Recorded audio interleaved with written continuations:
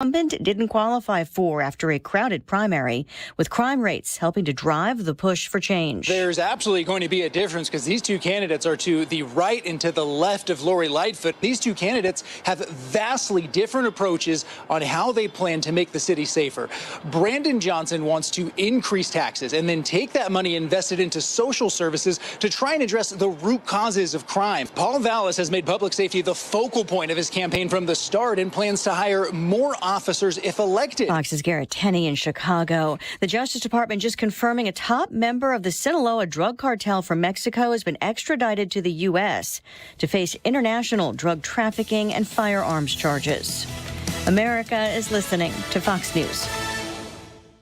The Dell Technologies semi-annual sale starts now with limited quantity deals on select performance PCs powered by 12th Gen Intel Core processors. Save on select Vostro laptops with built-in security features and select Latitude laptops with enhanced privacy, collaboration, and connectivity. Save on select essential accessories plus free shipping and special financing with Dell Business Credit. Call a Dell Technologies advisor at 877-ASK-DELL. That's 877-ASK-DELL.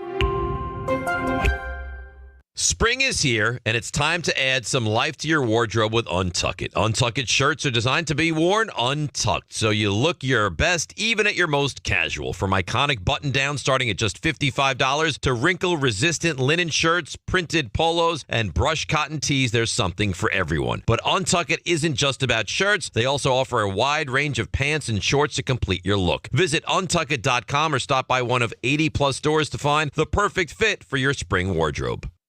Air Comfort Service, heating, cooling, and insulation. Weather. Almost feels like summer this afternoon. Partly sunny, very windy. These are non-thunderstorm winds. It's dry. It's warm. 84 for the high, 87 the record tonight. Cloudy skies, very windy. Some isolated rain and thunderstorms in the evening. A much better chance of rain and storms 10 p.m. to 4 a.m. Some could be on the strong side. 59, a slow clearing process, and in the 60s on Wednesday. This is 97.1 FM Talk. Chief Meteorologist Dave Murray.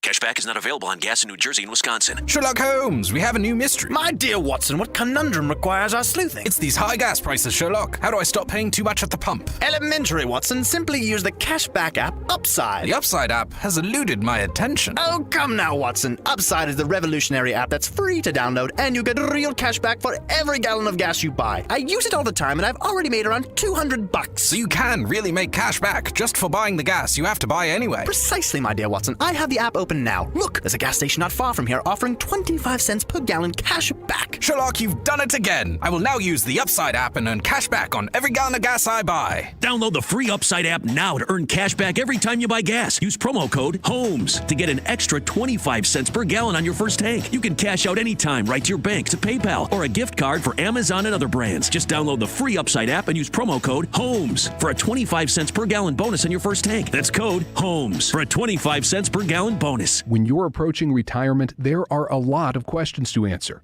Do you have enough money to fund your income for life? How should you claim Social Security? And what's your plan for health care and long-term care? Hi, I'm Eric Robert, Director of Investments with the ClearPath Wealth Management Group at Stifel and host of On the Money Saturday mornings at 11 on 97.1 FM Talk. Don't leave your retirement to chance. It's crucial to understand and address relevant risks before you retire. Our team can help you get organized, guide you through critical retirement decisions, and create an investment portfolio designed around your needs. To schedule your free retirement plan consultation, go to clearpathinvesting.com. That's clearpathinvesting.com. Or call us at 636-695-2650. That's clearpathinvesting.com or 636-695-2650. Stifel Nicholas and Company Incorporated, member SIPC and NYSE. Who will dare to find a new way to think about energy? One that connects our lives like never before and creates a world where we can breathe easy. NewScale dared by making 24/7 carbon-free energy a reality with our Voyager SMR power plants. Let's see how bright the future can be when cleaner, safer energy is available to all. NewScale. Power to the world. Power for all humankind. Discover the future of energy at newscalepower.com. There are over 10,000 reasons why steel is not sold at Lowe's or the Home Depot. Find tools for the job site or your own backyard at over 10,000 authorized local steel dealers. Find yours at steelusa.com. Mark Cox here. If you're nearing retirement or already retired, call my friends Thomas Helbig and Bob Kershaw with the Retirement Advisory Group. They'll show you how to link to the market without the risk. They're the official financial advisors of my show. Go online to retirementkey.com. That is exactly what I needed to hear. Thank God someone here knows what they're talking about. That's us. That's right. Gotta love this American ride. All right, you need to take the time and get the full picture.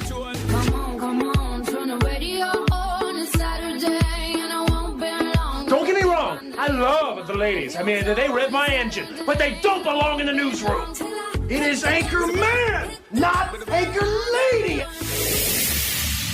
What do you want from me? I'm not America's sweetheart. Goodness sake, kid. Keep your voice down. Your father's listening to the radio. I'm not America's sweetheart. This is the Annie Frey Show. Welcome to the Annie Frey Show. Brad Young sitting in today. Glad you're with us. My goodness, I reached out to Annie. This was weeks ago. She asked if I could fill in, and I said sure. I had no idea it was going to be the Trump indictment day. So this is like the perfect opportunity for me to weigh in on a lot of this stuff regarding Trump and what he's going to go through, what's going to happen, the implications, whether there's anything legal here, whether it's a political witch hunt, all of those things. We'll be breaking that down as the show unfolds. Ryan Wiggins, good to see you again, sir. Yeah, you too. Always glad when you're here, especially on a day like today. I was really excited that this just so happened to play out the way that it did. Yeah, I don't think that's a coincidence. I think that it's called destiny, I think is what that's called. Divine intervention. And Brad Range, good to see you again, sir. You too, Brad. How are you? I'm doing well. But before we do any deep dives into anything today, I feel the need to squelch some false rumors. And listen, for the last 36 hours, I've been doing so much radio and interviews on the Trump stuff, and I found that there's some misinformation out there that I need to correct. And one of the misinformation points is that the judge in this case, Judge Juan Merchan, that there's a rumor going around that he's going to determine Trump's guilt or innocence by throwing him in the Hudson River and seeing if he floats. Okay, I think I see where you're going with this. Like with the old Salem witch trials? Yep. Yeah, there's no truth to that. That's not going to happen. I mean, he might choose a swimming pool at Trump Tower, but he's not going to use the Hudson because, you guys could get infected and that. I mean, that's nasty. That's nasty water in the Hudson. And I've heard at Trump Tower, all the pools are made fully of gold and then he swims in doubloons. Oh, really? So it might not even work as far as buoyancy is concerned. Well, I'm just thinking by looking at Trump, I think he would float. I'm just thinking he's going to float.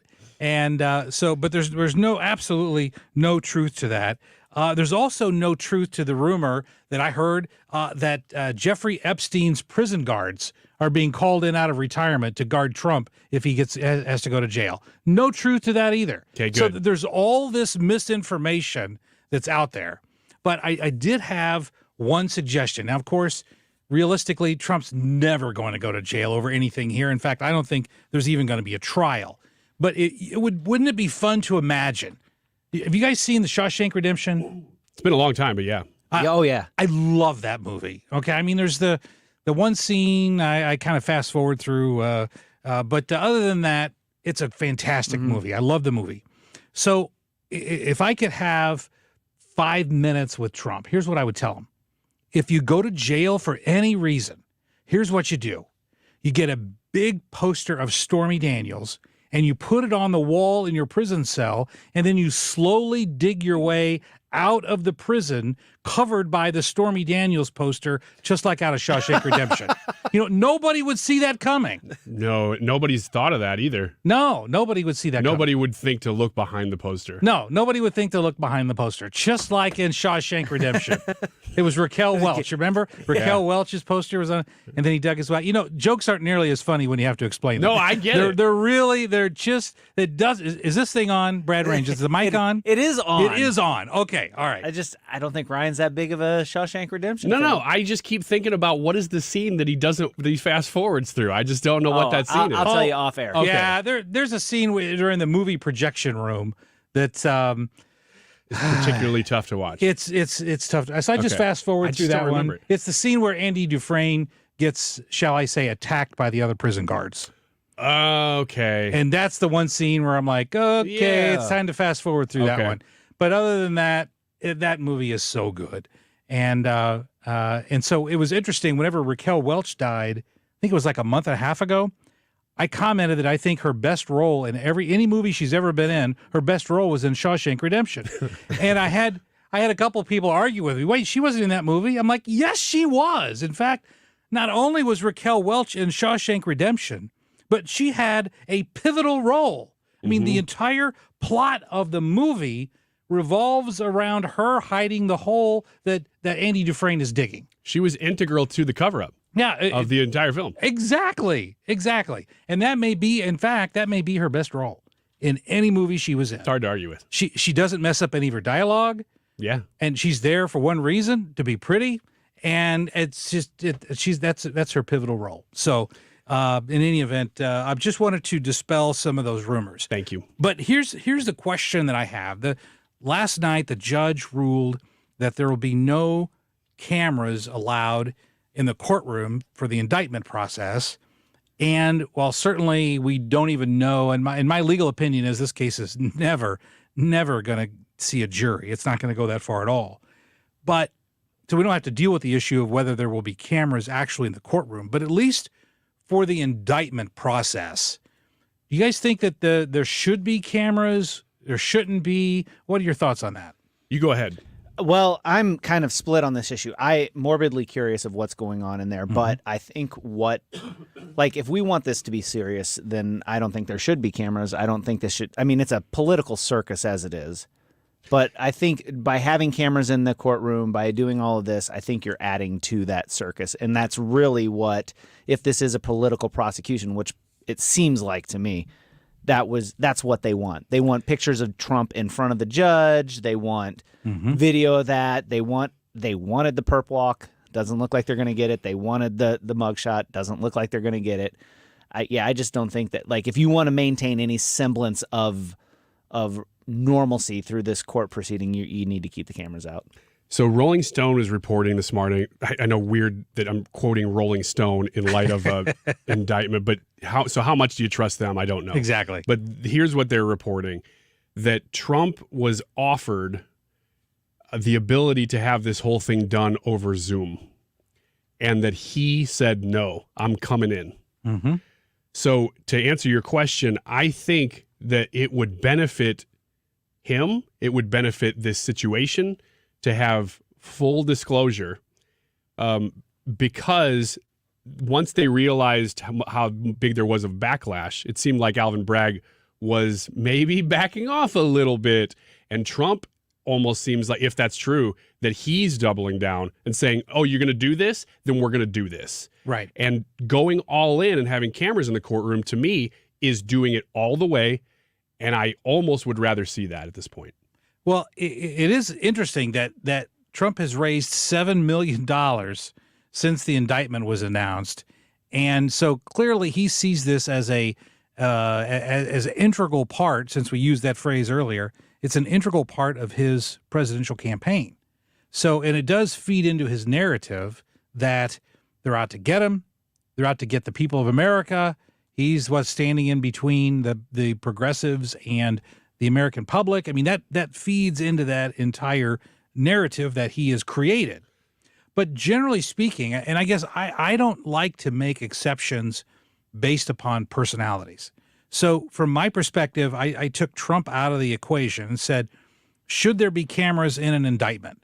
And legally speaking, I think it's very problematic because, again, generally speaking, you have the opportunity to potentially poison the jury pool. Now, whenever you look at Trump in particular, how would they even find a jury? I mean, who in New York doesn't have an opinion on Donald Trump? So in this instance, I don't think it would poison a jury pool because every single citizen in New York has already got an opinion. So what difference does it make? Yeah. But I just don't like to make exceptions based upon individuals. Well, I agree with you that as if you're going to find an untainted jury pool anywhere in the world. Right. You know, everybody has heard of Donald Trump. Maybe on Madagascar, perhaps. I would doubt even that. But everybody has an opinion on this man, and usually a pretty hard opinion. Yeah, one way or the other. Not even just like, oh, you know, I have opinion on, the Vice President Dick Cheney or something. You know, like everybody would have an opinion, but does anybody have real like hard facts and really passionate opinions? Sure. With Donald Trump, it is passionate, fiery opinions from basically everyone. But I want to push back on something you said and correct me if you disagree with this, Brad. Oh, I will. Okay, thank you. I have no problem doing that. None at all. That Trump is the one who created the narrative that they're out to get the average person. That I believe that already existed when Trump stepped into it. Now, he has grabbed it and made it front and center. But I think that has existed even pre-Trump when you consider things like the state coming after conservatives, the IRS targeting conservatives. Sure, absolutely. That was all before him. And this stuff, if it were up to him, he wouldn't necessarily be doing this. But once the opportunity presents itself, he just goes all in. And that's the difference between Trump and an average politician, is that he sort of, like the bull's coming at him, he just grabs the bull and says, then let's go, you know? Well, and to your point about like some of these things existing beforehand, like I know people like he rails against the media and he created this narrative and he turned the people against the media. Well, no, this was just stuff that he identified and tapped into. This was an undercurrent in the American public that was there for a long time that people just didn't, nobody mainstream, nobody with a voice picked it up, but he looked at it, tapped into it, picked it up, and started amplifying it. Now they want to say that he started it. No, that feeling was there. Yeah, he didn't start this in any way. You're exactly right, but he has latched onto that as a theory, as a theme, I should say, and that's his constant theme that the government in this country and the systems in this country are out to get you, and I'm here to stand between you and them. And he's kind of wrapped himself in that. You're right, he didn't invent it, but he certainly did wrap himself in that cloak. And they've done nothing to stop him. No, I mean they just keep doing this stuff to him. And that's why even last week, remember Andrew Cuomo? Remember that name? I was shocked when I saw his name last week. I'm like, wow, I thought he was living on the moon. I didn't know. So, but in this instance, he was talking about this pending indictment. And just last week, Andrew Cuomo said the entire indictment is wrong. It not only is it specious from a legal perspective, but it also validates Trump's position that these government systems are out to get him because no one else on the planet would be prosecuted for this other than Donald J. Trump. And so even Andrew Cuomo recognized that. Wow. So, it makes you wonder if he were still in office, would this be happening?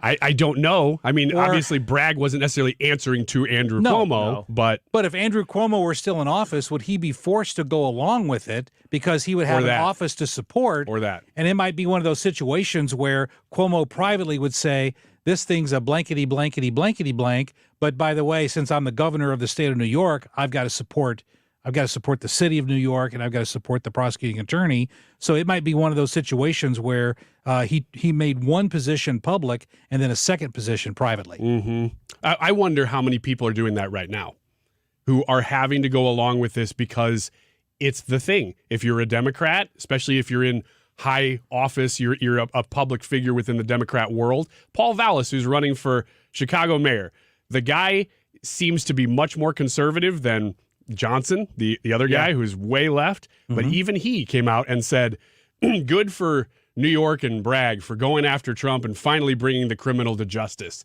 Does he actually believe that? Yeah. I doubt it, but publicly, these people do have to say this stuff. I'm hard-pressed to believe, too, that the entire Manhattan DA's office, that district attorney's office, I can't believe that they're all 100% lockstep.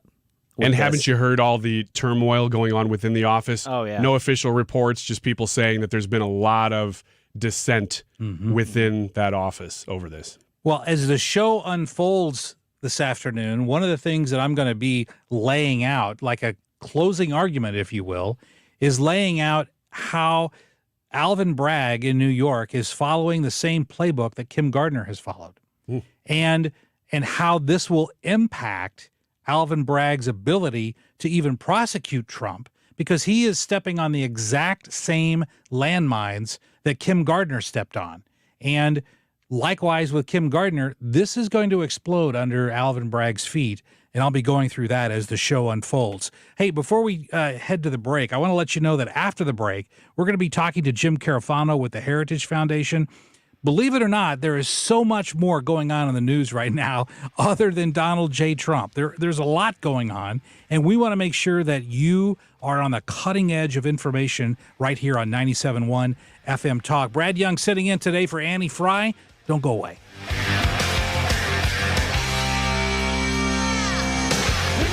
You're listening to The Annie Frey Show on St. Louis's home for conservative talk.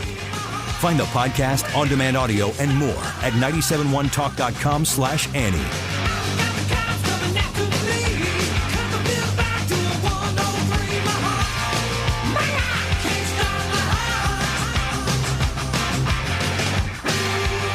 Dental Group is there to make you feel comfortable, to provide you the best dental care in the bi-state region, and to make us so that you go, yeah, that wasn't bad. I can't wait to go back again. That feeling of clean teeth and good dental health, Foley Dental Group is going to give that to you. If you haven't been in a while, if you've got an ache in your mouth, don't postpone this any longer. Don't be worried about it. I've had the gas that they put on you to relax you when I've had cavities filled. They do what they can to make you feel comfortable.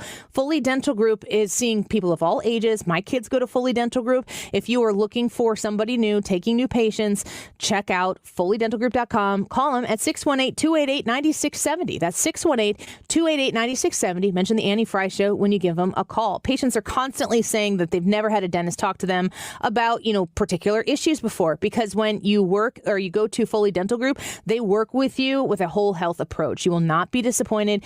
Go where the Frey family goes, to Foley Dental Group. Go online to FoleyDentalGroup.com. Spring is a great time to get a hold of my friends at the Chesterfield Fence and Deck Company. Mark Cox here. For the month of April, you can get 48 months zero financing at Chesterfield Fence and Deck on your next big project. Call them now, 636-532-4054. Tell them you heard Mark Cox talking about it. What are you in need of? You need a new fence? They've got beautiful cedar fences. They've got vinyl, low maintenance, lifetime fences. They've got aluminum as well. Their decks, they offer cedar and the Vecca Deck vinyl decking, which is maintenance free. You can't beat that. They take a lot of pride in their work at Chesterfield Fence and Deck. Their pergolas, their sunrooms, whichever you pick, you can see it in person in their showroom in the Chesterfield Valley, just across from the outlet mall there off 109. Stop by and see them. Tell them you heard Mark Cox talking about it. Call Chesterfield Fence and Deck today, 636-532-4054, or online at chesterfieldfence.com. Finding great people to hire is like trying to find a needle in a haystack. It's pretty difficult, right?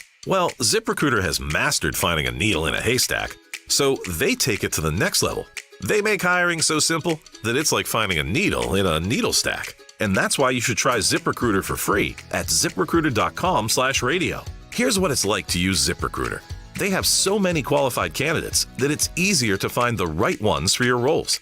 In fact, 4 out of 5 employers who post on ZipRecruiter get a quality candidate within the first day.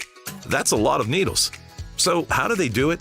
ZipRecruiter's powerful technology sends you candidates who are a great match for your job, and you can even invite your top choices to apply. So if you want less hay and more needles, head to ZipRecruiter. And right now, you can try ZipRecruiter for free. That's right, free at ZipRecruiter.com/radio. That's ZipRecruiter.com/RADIO. ZipRecruiter.com/radio. ZipRecruiter, the smartest way to hire. If you own a home in St. Louis and you want to sell it as is, without any inspections or the need to make any repairs. Call Chris Buys Homes stlouis.com at 314-782-8000 and get your cash offer without any obligation, commissions, banks, or headaches. Chris buys vacant homes, inherited homes, fixer-uppers, beautiful homes, even the tenant who won't pay the rent apartment. Google us. Chris Buys Homes in St. Louis, and check out our best reviews from satisfied customers. When you sell to Chris, you decide when you want to move, according to your schedule and your terms. Go to our website, chrisbuyshomes.stlouis.com, or call Chris at 314-782-8000. That's 314-782-8000, and get the offer you've been waiting for. 314-782-8000. For details and a list of all station contest rules, visit www.971talk.com/rules. Trump Speaks, live tonight at 7, bringing America the full details. We're preempting programming to bring you the whole speech live. Be here, 97.1, tonight at 7.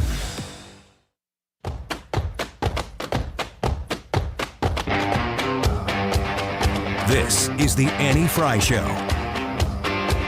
Interact with Annie on Facebook. The Annie Frey Show.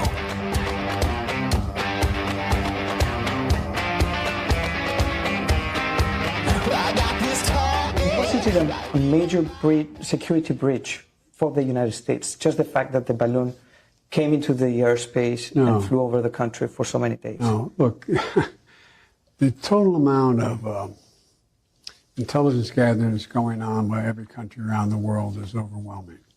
And the idea that a balloon could traverse, break American airspace is, anyway, it's not a major breach. I mean, look, it's a violation of international law. It's our airspace. And once it comes in our space, we can do what we want with it. Jim Carafano. These are dangerous times. Vice President for Foreign and Security Policy at Heritage. Welcome back to the Annie Frey Show. Brad Young sitting in today. And as always on Tuesday afternoons, it's great to talk to our good friend Jim Carafano with the Heritage Foundation. Mr. Carafano, great to talk to you, sir. From the president and the other thing, the U.S. government comes out. And look, none of this adds up. You remember that movie a couple of years ago about, I can't remember, the guy that's married to Goldie Hawn. They get a stealth aircraft and they drop him on this plane to take out the terrorists and stuff. Yeah, what was that? I know the movie you're talking about. Yeah, but that movie had a plot more realistic than this balloon thing. I'm serious. If somebody came to me and said, "Here's a script of some, a national security incident," I would look at it and go, "I come on, nobody's going to believe this." So we identify the balloon is leaving China. We track it all across the United States. We know it's coming into our hemisphere or into our airspace. We know it's a spy balloon. And we hide the whole fact because Blinken's going to China and we don't want to disrupt that, even though we know that Blinken's not going to accomplish anything. Then we lie to the American people about it. Then we tell them they didn't collect any intelligence. No, they did collect intelligence, but don't worry about it. And then we shoot down 3 innocent balloons just for fun at a cost of I don't know how many millions of dollars for the flight hours and the pilots and everything else. And then we all just say, okay, now let's talk about climate change. I mean, that literally is our government response. It couldn't be more convoluted. And to say, look, we know for a fact, not for a fact, but it's very, very reasonable. I mean, it's pretty much a fact. This balloon was designed to collect targeting intelligence for Chinese ICBM missiles. It obviously collected some intelligence.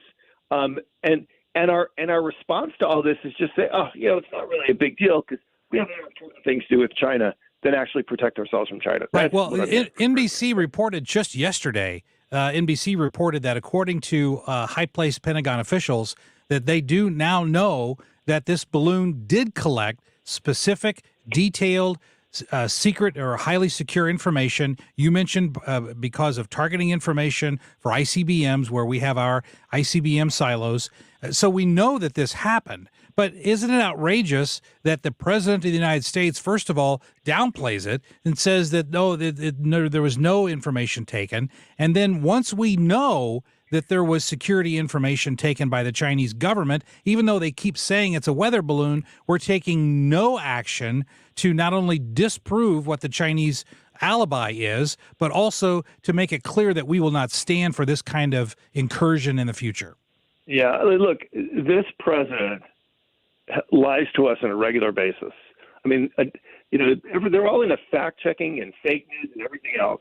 And yet the president of the United States actually stands up and he says things which are factually incorrect. And not like Ronald Reagan, who used to tell stories because he always told those stories, right? And not like Donald Trump, who is, blustering. These are things that are factually incorrect, designed to specifically push a political narrative, which is contrary to the truth. He habitually does them on every single issue. And so are we shocked that he's actually doing it on national security? And are we shocked that the media doesn't hold him accountable for any of this?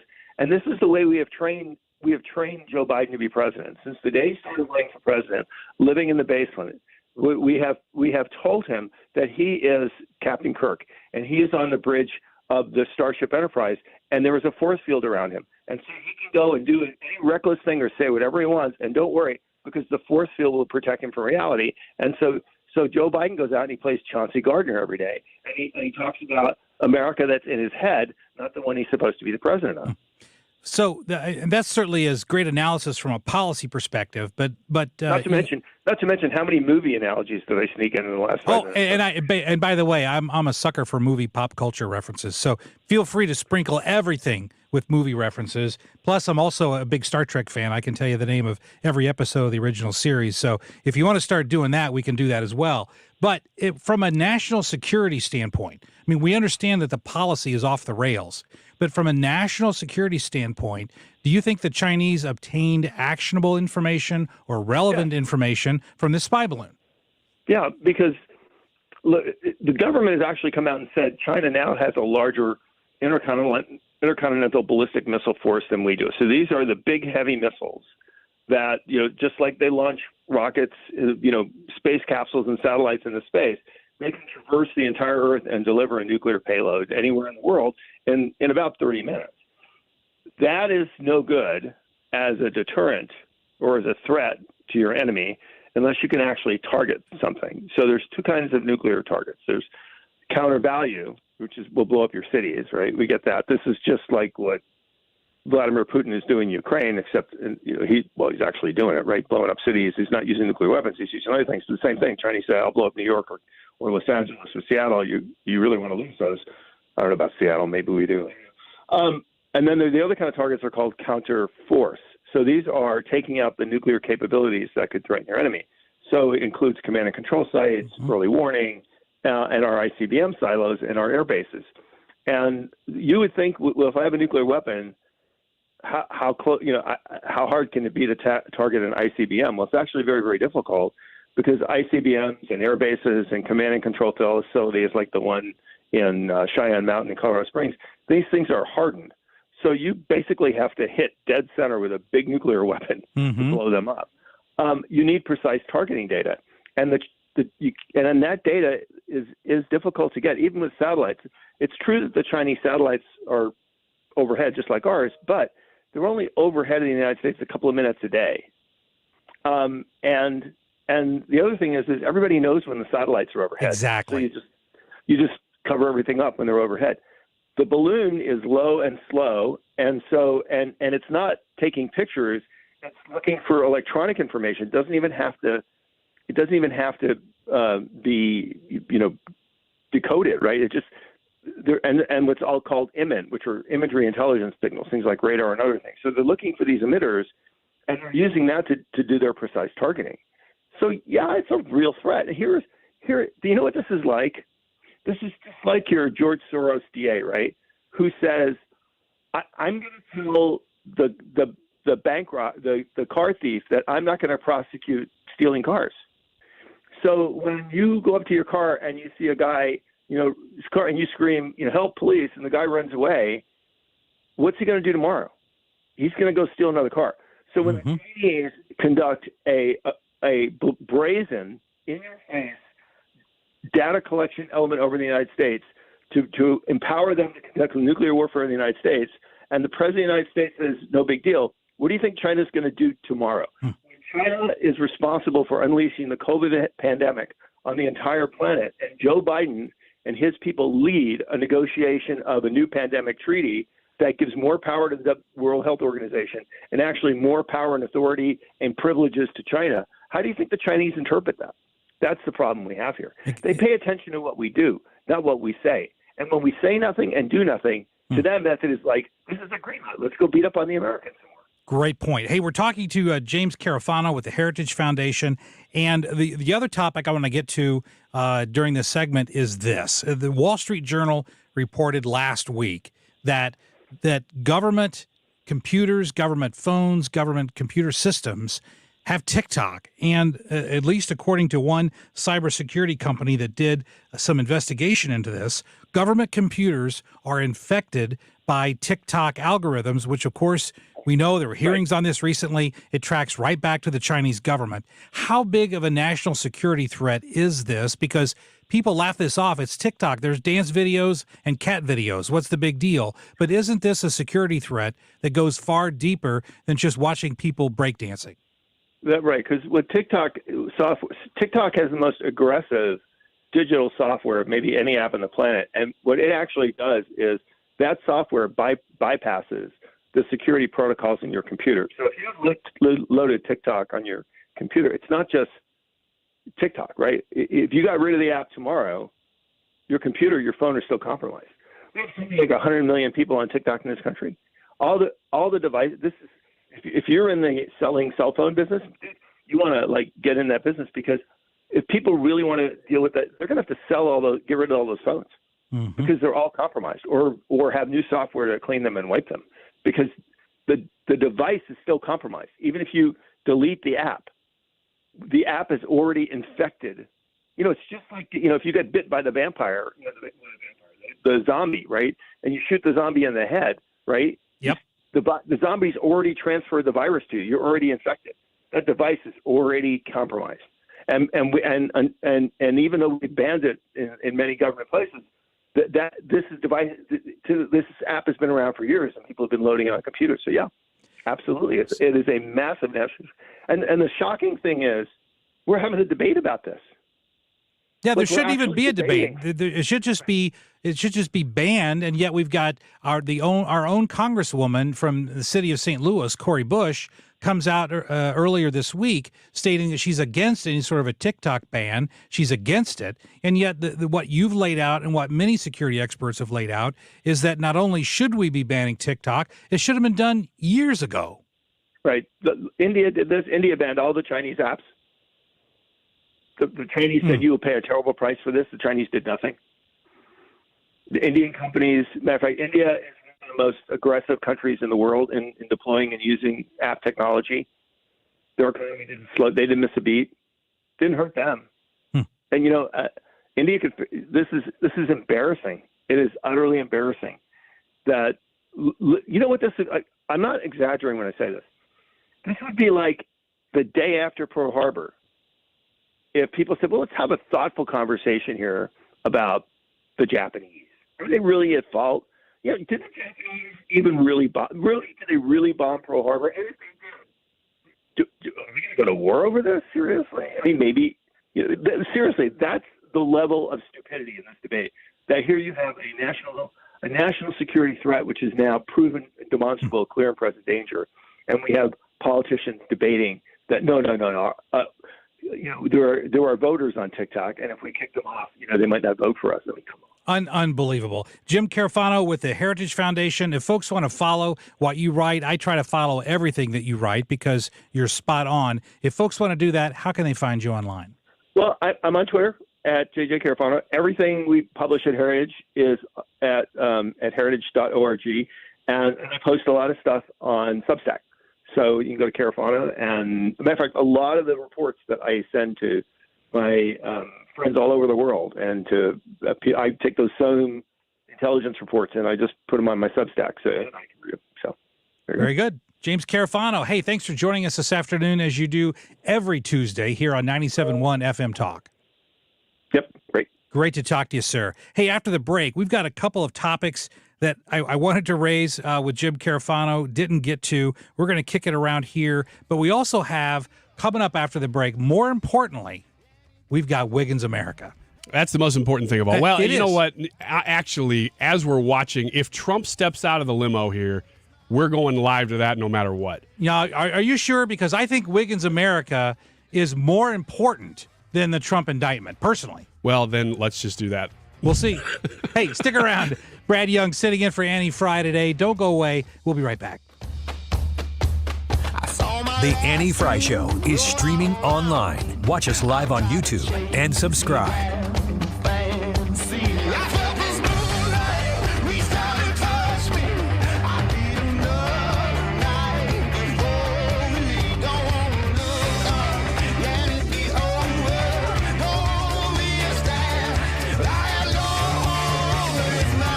Buying or selling a home is a difficult thing in any climate, in any market. But when you are in the market we're in right now, you want to make sure that Jen Teskey is there to walk you through the whole process and take that burden off of your shoulders. Jen Teskey with RE/MAX Alliance will help you buy and sell your home in Illinois. She knows the market better than anybody else, and her team is the very best in the business. You work with Jen Teskey to list your home. She is going to position you in the best possible light to make sure that you get top dollar, that you sell fast, that you have an experience where you don't have to shoulder the burden of all of the things that go along with preparing a home to sell. She's going to guide you through that whole process. She's going to tell you where you don't need to spend money to position your home the best, or maybe where it might be beneficial in the long run if you do fix up this place or that thing. Jen Teskey is there to walk you through the process and give you confidence and that quick sale you've been looking for. Call her or text her, 618-541-1010. Jen Teskey at 618-541-1010. That's 618-541-1010. Hi guys, it's Mark. Are you struggling with erectile dysfunction? Did you know that a major medical breakthrough is now available and it isn't a pill? Today, Tuesday, we're running a one-day special you won't want to miss out on. Pineview Medical Clinic uses the most powerful form of wave therapy. This is a technology clinically shown to repair blood vessels and improve blood flow. It's backed by 60 clinical studies, including from Cambridge. If you're ready to regain the spark in your bedroom, today is your day. Call us now and you'll qualify for the assessment and ultrasound totally free. You'll also get a gift that can produce rapid and powerful results in the bedroom in minutes. You're going to love that one, guys. Trust me. And today only, we're offering 6 tune-up treatments to our patients free. This is an unprecedented offer worth hundreds of dollars, but call today and qualify totally free. Call 314-530-7777. That's 314-530-7777. Guys, put a stop to your erectile dysfunction and get your life back. Call Pineview Medical Clinic now to qualify. This offer ends today. 314-530-7777. If you own a small business, you know the value of time. GetRefunds.com does too. That's why they've made it easy, no matter how busy you are, to apply for the Employee Retention Credit, or ERC. Go to GetRefunds.com to get started, and in less than 8 minutes, see if your business qualifies for ERC assistance. Your business may be eligible for a payroll tax refund of up to $26,000 per employee kept on payroll during COVID-19. GetRefunds.com has already helped clients claim over $3 billion in payroll tax refunds through the ERC. And they may be able to help your business too. There's no upfront charge either. They don't get paid until your business gets its refund. Many businesses believe they won't qualify based off incomplete or outdated information, so don't let this opportunity pass you by, because this payroll tax refund is only available for a limited time. Go to GetRefunds.com. That's GetRefunds.com. The average family home takes on 40 pounds of dust per year. Dust and debris can worsen allergies, asthma, and cause discomfort in your home. Call Zero-Res at 314-474-2020 and get $75 off any of their air duct cleaning packages. 314-474-2020. Zero-Res. Hey guys, Glover here with my very, very good friend, Dr. Kathy Maupin at BioBalanceHealth.com.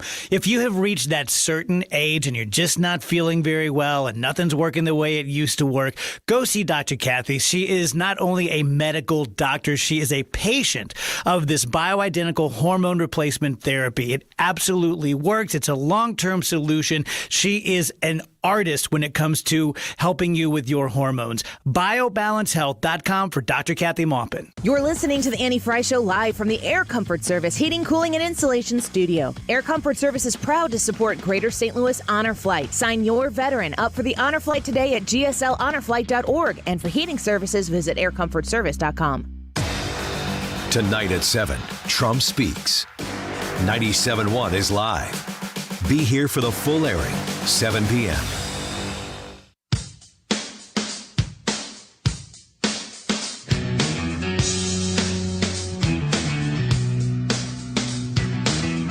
You're listening to The Annie Frey Show. Follow Annie on Twitter at Annie Frey Show.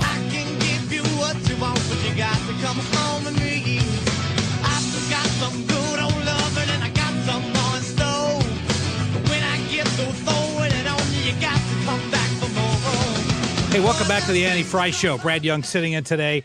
Boy, it's a fantastic day for me to sit in today. It was very fortuitous that this worked out today. But of course, as I said before the break, we can go to the live Trump coverage. But for me, there's nothing better than Wiggins America. Wiggins!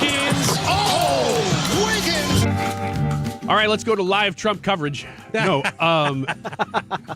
we're watching this. So if he were to step out and start speaking, I mean, right now we're watching a live footage of a hallway. Yeah. So we're not going to go to that. But if something were to happen, we will jump to that right away. Which footage of a hallway is not good radio.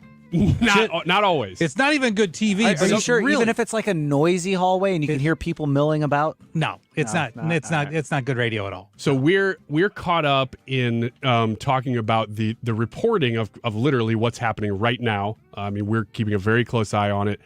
When we take a step away, though, I don't know about you guys, Brad, but this really angers me.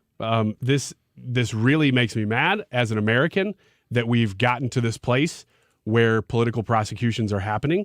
I would have hoped that we were never there. Mm-hmm. But when we're so close to it, like I said, we're just watching the details right now and trying to report those details. But when we step out of sort of broadcast mode, I find myself pretty upset about this. There are a lot of people, in that same boat. And I'm looking at some of the prominent social media figures, especially on the right, who are commenting about this. And I pulled Dinesh D'Souza's quote on this in particular, because there are a lot of people who, you may not know their name as well as him. I thought he was the best one, and he's a smart guy. He's able to present a case for something in a way that a lot of people aren't. So I wanted to read what he had to say and see if you guys are there, whether you're even as mad about this as I am, and whether this is the solution to it. He says, quote, "It's time, it's long overdue for Republican DAs to bring felony charges against leading Democrats and leftists. Two can play at this game. I am happy to provide a list of potential criminals and causes of action. It's a long list, but we have to start somewhere. Hashtag Trump arraignment." He goes on and says, if Republican DAs around the country are ready to bring criminal charges against Democrats, they can start with the 51 intelligence officials who intentionally lied about the Hunter Biden laptop to save Joe Biden's candidacy. I think, cases aside, the principle here of what he's saying is, okay, you've crossed that demarcation line. Now it's time for us to cross it too. That is a philosophy beyond just this. That is a philosophy that people in political circles talk about all the time, especially Republicans, because it seems to be Democrats kind of lead in the way in doing something, and the Republicans tend to not follow because they don't want to get dirty with it. Is this where this is headed? And specifically, do you think that it should be? Well, let me address it this way. Do I think this is where it's headed? Absolutely. Do I agree with that? No, I don't. But in doing so, I need to make sure that we're using the same terminology. Sure. Okay? And let me explain it this way. To me, a political prosecution is one that is not well-founded in the law and is being brought only for political purposes. I think that's wrong, whether it's directed at a Republican, whether it's directed at a Democrat. It doesn't matter. the source, if it is not well-founded in the law and it's being done purely for political purposes, it's wrong. Now, you gave the example of the Hunter Biden officials. See, I would not call that a political prosecution, because is it well-grounded in the law that if someone provides false information in the context of an investigation, an FBI official, can they be prosecuted? Absolutely. So to me, that's not a political prosecution because it's well-founded in the law. So I don't see that, and I would certainly be for more prosecutions that are well-grounded. If they happen to be political, that's fine.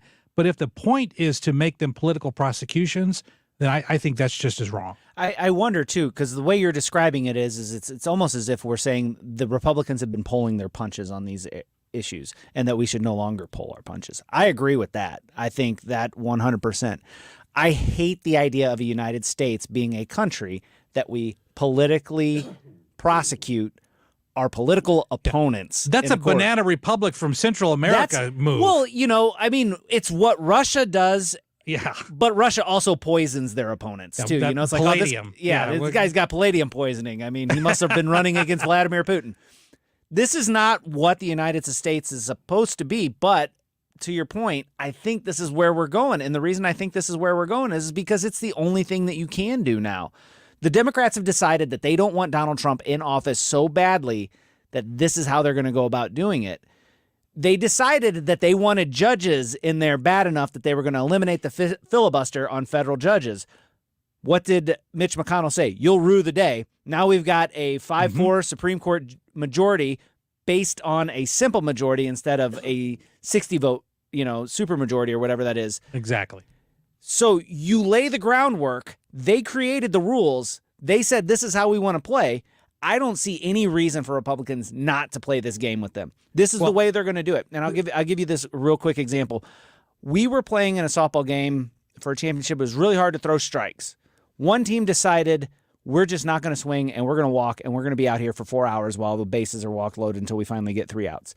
So they got up on us by 20 runs. We said, fine, that's the way you want to play this. We did the same thing because we knew our pitcher was better than their pitcher. We sat there. By the end of our half of the inning, we were up by 20 runs. So wow. Yeah. So we just sat there, and then we looked at him afterwards, said, we can keep doing this, and we have the last at bat. We're going to win, or we can play softball. And so then both sides back down. We ended up having a game.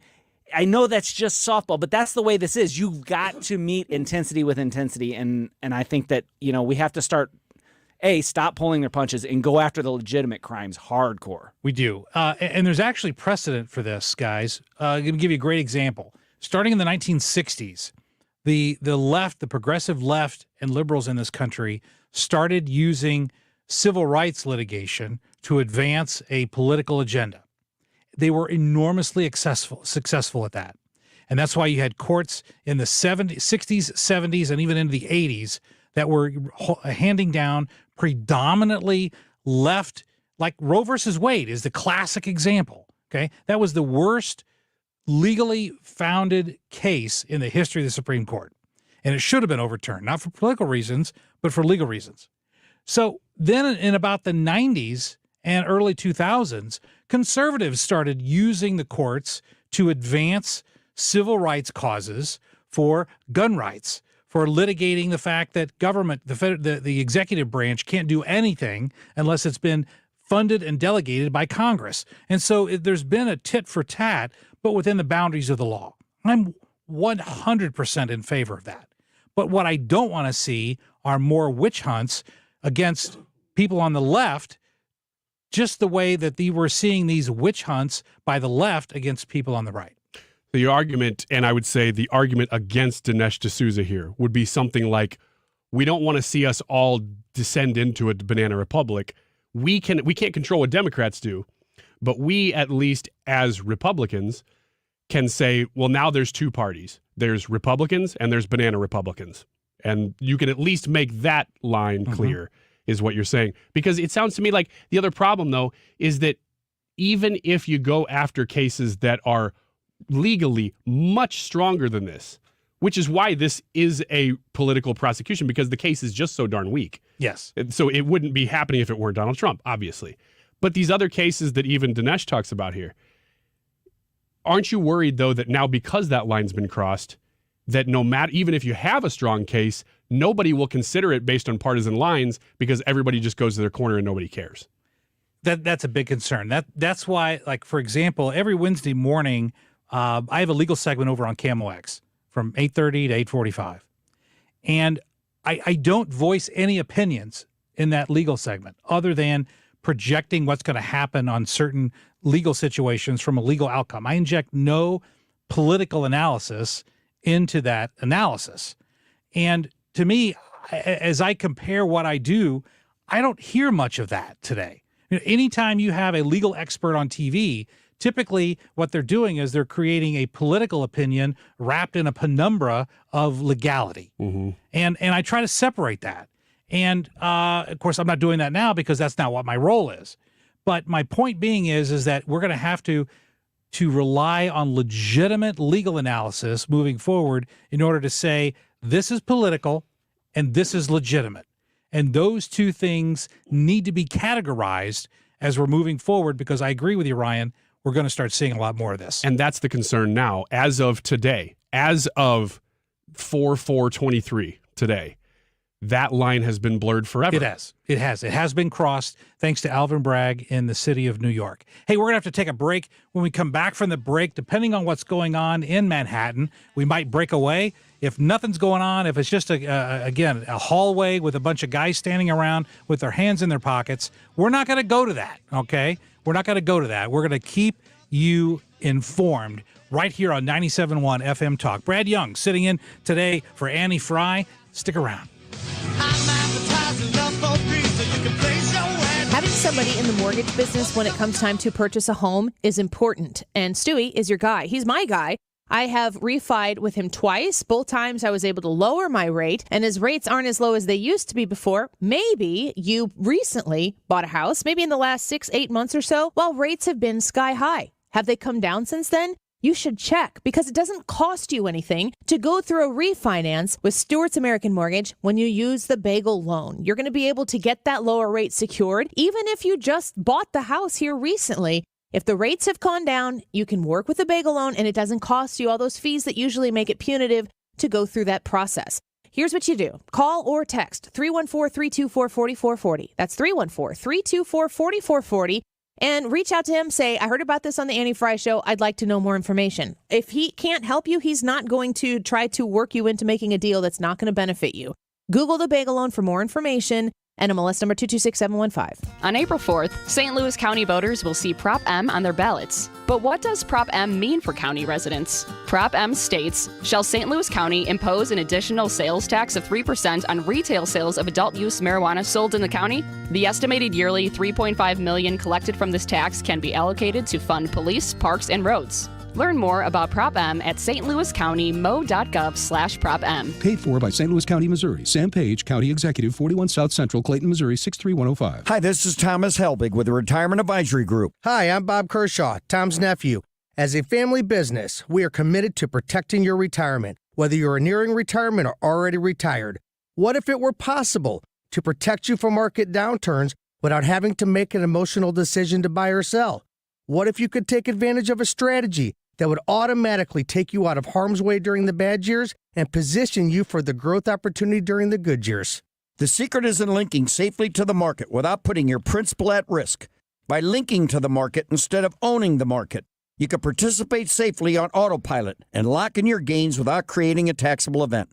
Go online at retirementkey.com for a no-obligation retirement review. Learn the strategies that have helped our clients retire with confidence for the past 36 years. And just for coming in, you'll get a copy of our latest edition book, Your Key to a Worry-Free Retirement. So go online at retirementkey.com. That's retirementkey.com. Hey, business owners, are you feeling boxed in by the pressures of running your business, remote workforces, HR compliance, retaining top talent? And the list goes on. Fortunately, there's Insperity. They put 30-plus years of HR experience to work, offering your employees competitive benefit options while lightening your HR load, so your employees and your business are set up for success. With Insperity, nothing seems impossible. Full-service HR, employee benefits, HR technology, Insperity, HR that makes a difference. KFTK FM Florissant. From the Under Law Injury Lawyers, GetJim.com studio, 97.1 FM Talk. Always live on the free Odyssey app. This is a Fox News alert. The arrest of a former president, Lisa Brady. Donald Trump is at criminal court in Lower Manhattan being processed, which includes fingerprinting, ahead of an arraignment scheduled to begin soon on an indictment that has remained sealed so far, but is believed to include multiple counts stemming from hush money payments during the 2016 campaign. Earlier today in social media posts, Trump called the venue and the judge unfair, the same judge who has overseen other Trump-related cases, including one the Trump organization lost. So it'll be very fascinating to see how this judge reacts to the former president and to the defense lawyers and what the playbook will be from his defense. Fox's Brian Yennis outside the courthouse where a mixed crowd has gathered. Guilty as hell. He knows he's guilty. As anti-Trump demonstrators advocated for the law to apply to the former president as it does for all others, those who supported the 45th president maintained this prosecution is purely political. Among the most vocal, Georgia GOP Congresswoman Marjorie Taylor Greene. I'm here to protest and use my voice and take a stand. Every American should take a stand. This is what happens in communist countries. Former President Trump plans to speak for himself about today's arraignment and his indictment once he returns to Mar-a-Lago during a formal speech tonight. Fox's Cornell Scott. The White House says this is not a focus for President Biden today. It's an ongoing case, so we're just not going to comment on the case specifically itself. Look, the president's going to focus on the American people like he does every day. Spokeswoman Karine Jean-Pierre says she has not spoken to the president about these developments in recent days, also reiterating that President Biden was not given advance notice about the Trump indictment. America is listening to Fox News. The Dell Technologies semi-annual sale starts now with limited quantity deals on select performance PCs powered by 12th Gen Intel Core processors. Save on select Vostro laptops with built-in security features and select Latitude laptops with enhanced privacy, collaboration, and connectivity. Save on select essential accessories plus free shipping and special financing with Dell Business Credit. Call a Dell Technologies advisor at 877-ASK-DELL. That's 877-ASK-DELL. Spring is here, and it's time to add some life to your wardrobe with Untuck It. Untuck It shirts are designed to be worn untucked, so you look your best even at your most casual. From iconic button-downs starting at just $55 to wrinkle-resistant linen shirts, printed polos, and brushed cotton tees, there's something for everyone. But Untuck It isn't just about shirts. They also offer a wide range of pants and shorts to complete your look. Visit untuckit.com or stop by one of 80-plus stores to find the perfect fit for your spring wardrobe.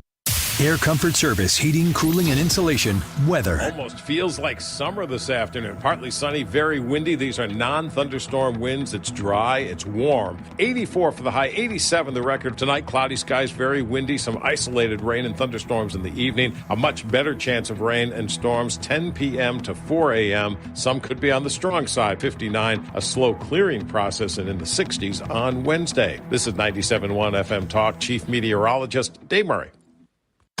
Trump speaks live tonight at 7, bringing America the full details.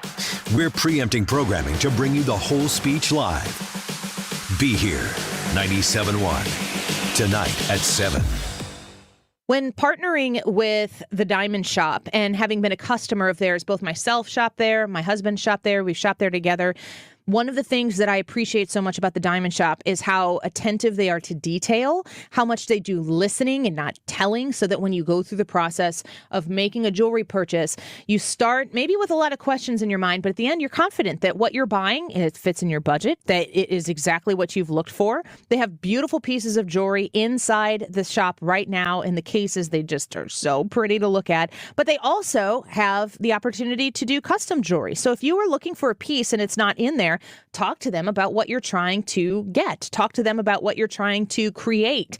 And you will have the best in the business at the Diamond Shop, ready to make that dream come true. If you go online to thediamondshop.net, you can become a VIP member and you get exclusive opportunities for discounts on merchandise. Find them online. Go shop at in Clayton, online at thediamondshop.net. I'm back to doing what I love and more. Thanks to Store.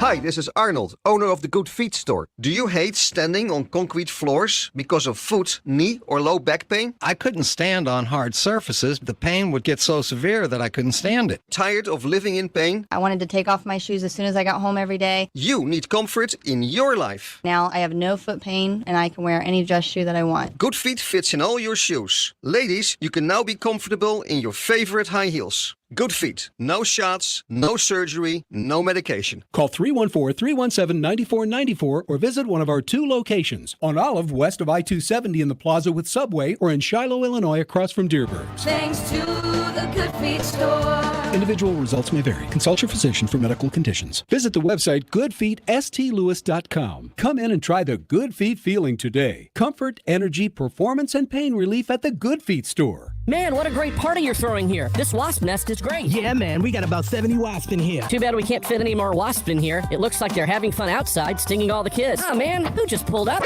Oh, no, it's the pest control company again with those green wheels. They seem to kill every one of my parties. This is Derek, the owner of All Solutions Pest Control. Give us a call today at 636-486-7888. Learn more about our special $67 offer. You can visit us online at allsolutionspestcontrol.com. If a pest-free home is your goal, call All Solutions Pest Control. For a hole in your roof or a whole new roof, Frederick Roofing. Over 90,000 satisfied customers since 1929. Frederick Roofing, 314-645-2000. Breaking news. 97.1, covering it live. Hey, Brad Young sitting in for Annie Frey today. We've got breaking news with the Trump arraignment. We're going to go straight to Fox News now. Stormy Daniels before the 2016 presidential election. Daniels said she had an affair with Trump. He has denied any such affair and says he has done nothing wrong. Outside the courthouse, it has been a scene for a couple of days. A big police presence, protesters, counter-protesters, barricades, news cameras. Fox News Radio's Tanya J. Powers is there. Tanya, set that scene. Any glimpse of the former president as he surrendered himself to authorities? Not at this point. It is, Jared, it's a zoo. I'm just going to be real honest about it. There's a park outside the courthouse where I'm standing, as a matter of fact. And what they did was the police put barricades up, through the park so they could divide the Trump supporters and the protesters who, don't like the former president. And some of that you can probably hear in the background is the yelling from those two groups. They've been out here for quite some time. I've talked to several of them on both sides of this. I've also talked to people who say they're not even from here. They don't even live in America, but they just wanted to come down and see the spectacle. And spectacle is absolutely what is happening here. You've got folks with signs, flags. They're people who are pro-Trump. They're wearing their Trump gear. They've got, Trump 2024 flags. They've got their 2020 memorabilia on as well. Other folks have got their flags. They've got their signs. It is just kind of like a mass of humanity down here. And most people, you've got the protesters kind of in the middle, and on the edge of the park that faces the courthouse, there is just a wall of media basically waiting just in case the president comes out and makes a statement or anything after his arraignment is done. All right. On his way to the courthouse as that motorcade left Trump Tower, to the courthouse, the former president posting on his Trump Truth social media post, quote, heading to Lower Manhattan. The courthouse seems so surreal. Wow, they are going to arrest me. Can't believe this is happening in America. MAGA. This again happening in Lower Manhattan. These would be state charges being filed by the district attorney in New York City. It is a case, an investigation that Fox News Radio's Gernal Scott has been following for a long time. And Sir Gernal, this is a day that had long been anticipated, but still came with a bit of surprise, I think, for those that have been closely watching this. Yeah, those who have been watching this and anticipating sort of how this was going to go, even though the parameters were set, this was going to happen, and he was going to be flying to New York and then motorcading to the courthouse and then being booked and all of that. We knew all of this is going to happen, but still there is this air of unpredictability when it comes to former President Donald Trump. And until we hear what goes on and see this indictment has taken place, and we hear Alvin Bragg speak as he has anticipated in doing later on this afternoon, this will all seem so surreal. And as we move forward in history, as you mentioned right at the top, Jared, this is a day unlike any other in American history. You know, we follow the Associated Press, and I just looked to see what this day in history has held before, which this will now be a part of in perpetuity. And remember, this day is April 4th. You're a baseball fan, Jared. Hank Aaron hit his 714th home run on this day a few years back. And also this was the day that Martin Luther King was assassinated in 1968. Now we add Donald Trump's indictment, the former president's indictment, to that history. So we are not going to witness, at least in real time, much of anything that occurs inside this courtroom. The judge has barred television cameras, news cameras. Journalists who will be inside are not allowed to have electronic devices with them. There will not be sort of live tweeting or live emails going out from people inside the courthouse about what is happening. So if President Trump enters that plea deal on his own, if an attorney does it on his behalf, those are all details we will learn after the fact. Now, there is a camera in the hallway leading into the courtroom. The former president, has indicated he may make statements both going in and going out. So we are monitoring for that as well. But before we do that, let's get to our legal analyst, former federal prosecutor, and a current civil rights attorney, Andy Cherkasky. All right, so Andy, let's start first with kind of the basics here. What this is, what this isn't. An arraignment, just on its face, is a pretty standard and pretty short proceeding, is it not? Well, it has certain importance in the law. It's effectively the beginning of the court proceedings. It has the judge assigned. It also allows the court to effectively enact its rules. And that even in this case could be a gag order. Now, we're not sure if that's going to come, but we do think that there could be discussions of that today.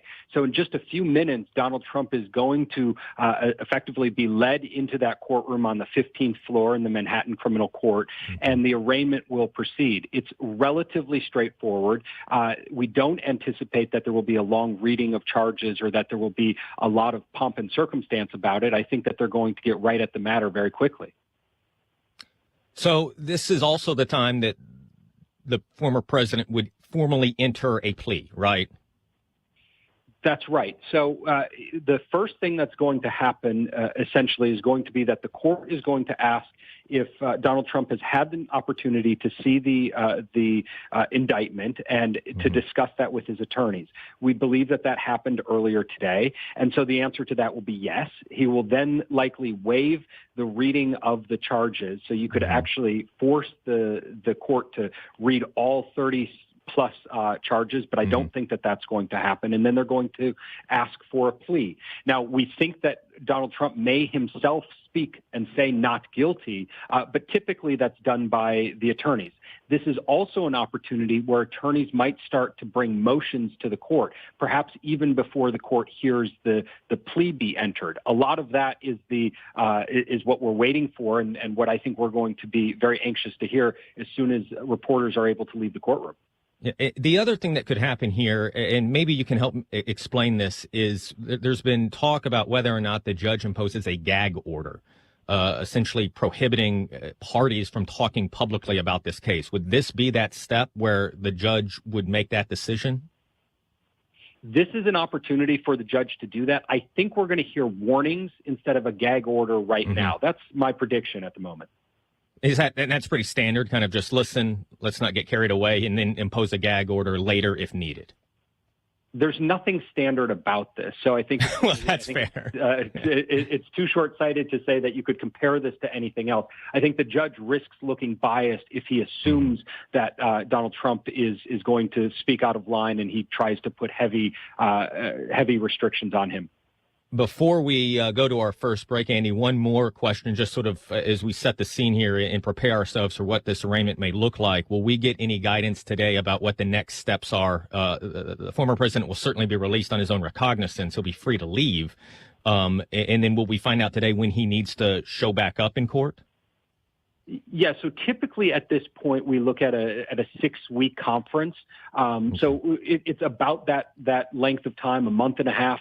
The attorneys come back together and talk discovery, talk potential motions. Now there could be a bit of an expedited timeline, but I think that ordinarily we're looking at about the 6-week territory before there's another hearing. I don't expect Mr. Trump would be required to be there in 6 weeks for that hearing.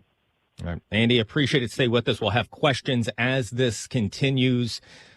Former President Donald Trump has surrendered to authorities in Lower Manhattan in New York City on felony charges. An arraignment inside the courthouse about to get underway. You are listening to live coverage on Fox News Radio. Welcome back to 97.1 FM Talk. We're going to step away from the coverage, the Fox News coverage right now. We're going to go to a break. But when we come back, we're going to be monitoring the situation with Fox News. And in the event there's anything that we need to break away for, we're going to go to it live. So stay right where you are. Anything you need to know about the Trump arraignment, we will go to Fox News Live. Also, I want to mention tonight at 7 o'clock, we're going to have Trump's comments on the entire process. We'll carry that this evening at 7 p.m. right here on 97.1 FM Talk. Stick around for more of the Annie Frey Show right after this on 97.1 FM Talk. This is the Annie Frey Show. Follow Annie on Twitter at Annie Frey Show. I believe it's time for me to fly. Did you know the IRS is a super creditor? Hi, I'm Lance Drury with the Lance Drury Law Firm. The IRS is the only creditor that can create a bill for you without your permission, then drop the hammer and aggressively collect it by wiping out your bank account, seizing your assets, and levying your wages. No other creditor can do that, and this can all happen without a court approval. If you owe back taxes, you need to be prepared to face the super creditor. Don't just sit back and take it. Fight back. At the Lance Drury Law Firm, we know how to use the laws to your advantage and go toe-to-toe with the IRS. Our office is located right here in St. Louis. Contact the Lance Drury Law Firm today for a free consultation with me, or visit us at lancedrurylaw.com or call 314-260-6120. That's 314-260-6120 to get started. The choice of a lawyer is an important decision and should not be based solely upon advertisements. If you're considering an annuity as part of your retirement plan, we need to talk. Hi, I'm Bob Stockdale, Senior Vice President Investments with the ClearPath Wealth Management Group at Stifel and host of On the Money, Saturday mornings at 11 on 97.1 FM Talk. Annuities can be a useful tool for some retirement investors, but not all annuities are created equal. Every week, we meet clients who own complex annuities that don't suit their needs and, in some cases, actively undermine their retirement plan. Before you purchase an annuity, get a second opinion from the ClearPath Wealth Management Group at Stifel. Requesting a consultation is free of charge. To request a free consultation, contact us at clearpathinvesting.com. That's clearpathinvesting.com, or call us at 636-695-2650. That's clearpathinvesting.com or 636-695-2650. Stifel Nicholas & Company Incorporated, member NYSE and SIPC. The Mark Reardon Show. Brad Young, our legal analyst with Harris, Dow, Fisher & Young.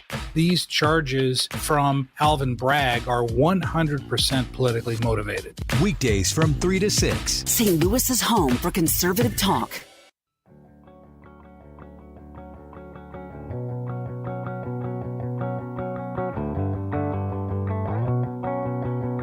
This is the Annie Frey Show.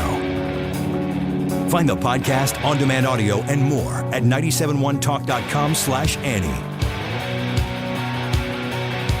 Welcome back to the Annie Frey Show. Brad Young sitting in for Annie today, and we're joined in studio by Hannah Gibbs. Hey, Hannah, thanks for coming in with us this afternoon. Hello. And, of course, we still got Ryan, and thanks for hanging out with us, Ryan. Yeah. Brad Range is flying the plane, and we're doing a poll right now, aren't we, Hannah? Yep, we are doing a YouTube live chat poll, so you can visit our Annie Frey Show YouTube page, vote there, and leave a comment over what you think. We are asking, will Donald Trump serve jail time, yes or no? So that seems like a pretty high topic today. So please comment whether or not you think he will serve jail time. Obviously, that is the topic du jour. But as I mentioned before the break, I just want to remind listeners that we're monitoring what's going on right now in New York. If there's anything substantive that happens, we're going to break immediately and go to Fox News for live coverage. In the meantime, though, we're not going to go to coverage where they, again, stand around and talk about people in the hallways. We're going to continue the conversation here locally and then break away as needed. One of the things that has come up that I've been asked a lot, Ryan, is what would I do if I were representing Trump right now? What would I do? And I came up with basically three things that I would do. And one of them is going to have a local angle. But the first thing I would do is I would file a motion to dismiss based on the statute of limitations. You know about the statute of limitations. You know how that works. I do. And as far as I understand, you could correct me if I'm wrong, that if this were a misdemeanor, that is by far beyond the statute of limitations already, because that was 2 years. That's one of the reasons that they're trying to bring these up as felonies, because the statute of limitations is longer. Exactly. And so it's called bootstrapping. And what they're doing is they're taking all of these misdemeanors and then linking it. This is Alvin Bragg who's doing this, linking it to an alleged Federal Election Commission crime for not reporting it as a campaign expense, therefore making them felonies, which extends the statute of limitations. So I would file an immediate motion to dismiss based upon that, because there's some question under New York law whether this bootstrapping process can even happen.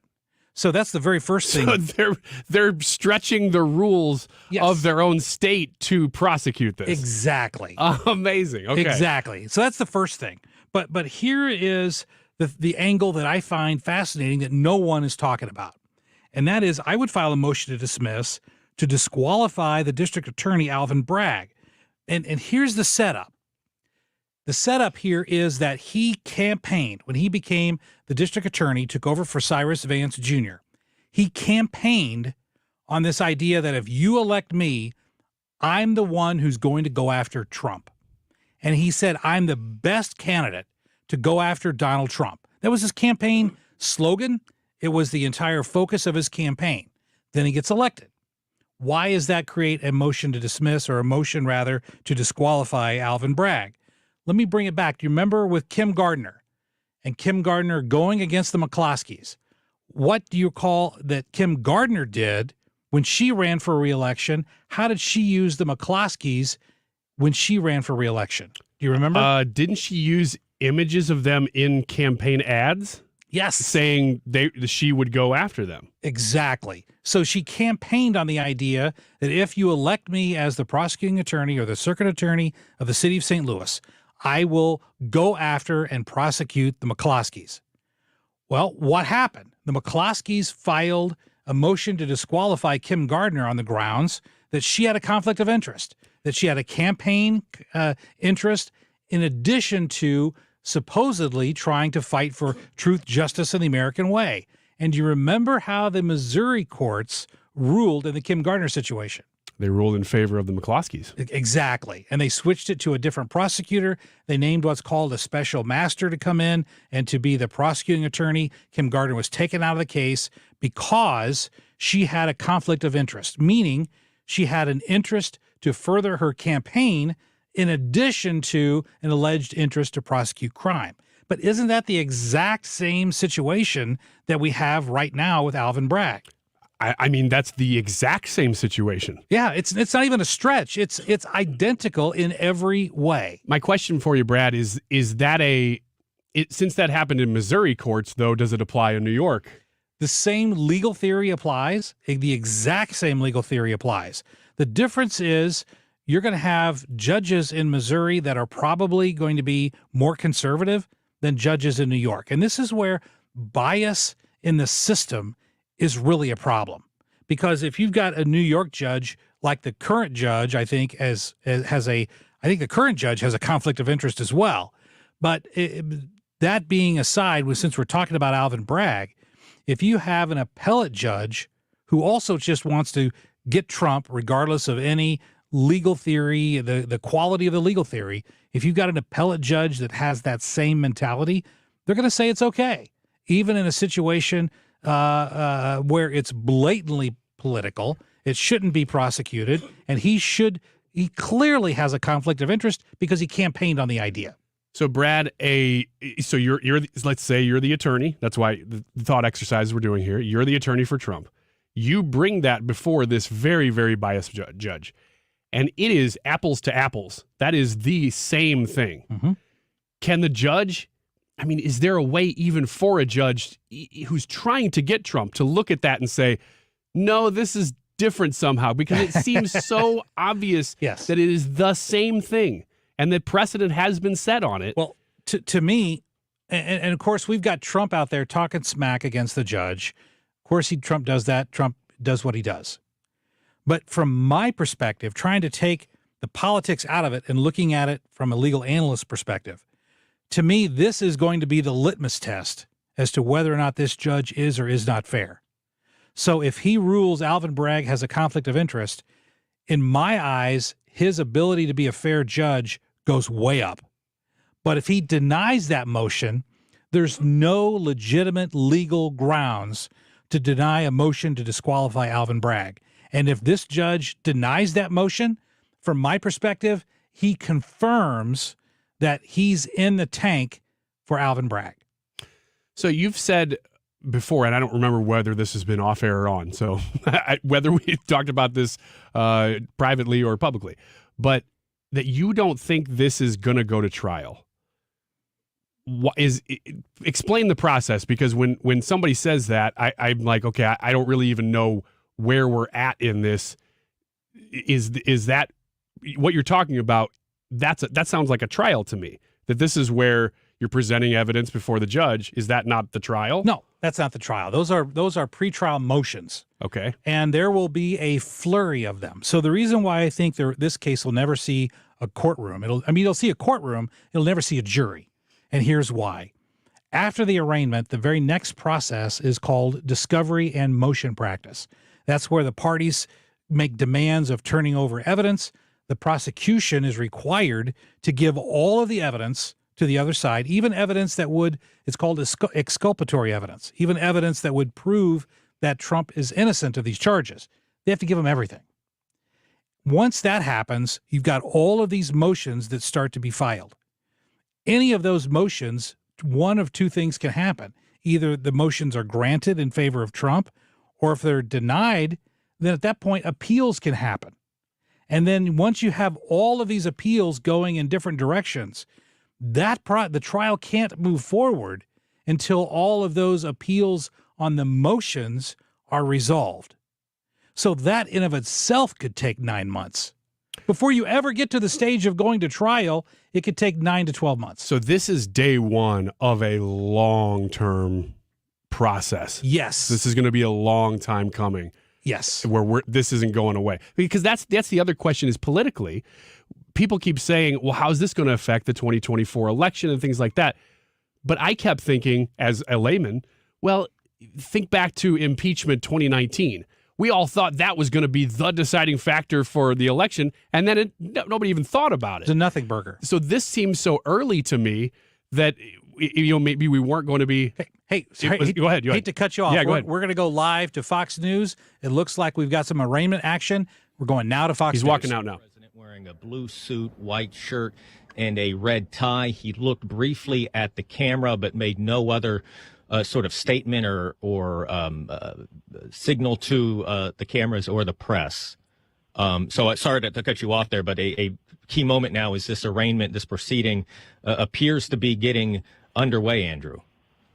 Well, and what must have been happening behind those closed doors? We know he was being processed in there for quite some time, longer than at least a half an hour back there. So was he chit-chatting, or was he actually there as they were diligently working to fill out all the correct paperwork? We're not sure at this point, but now he's moved into that courtroom, and I expect that the case is going to get called very quickly. The judge will come out. All will have to rise, including the former president, to this judge while he enters the courtroom, and then the arraignment will begin, as I described described before, with discussions of whether he has seen those charges or not, and whether he's had an opportunity to discuss it with his attorneys. And so we will take a break here at this point. We will come back as our coverage continues. You are listening to special coverage of Fox News Radio. Welcome back to 97.1. We're going to jump back in here, and again, as the day unfolds, we're going to be jumping back and forth from live to Fox News as the situation warrants. So we will keep you informed exactly as to what's going on. But now, Trump, we saw him. He came out of processing.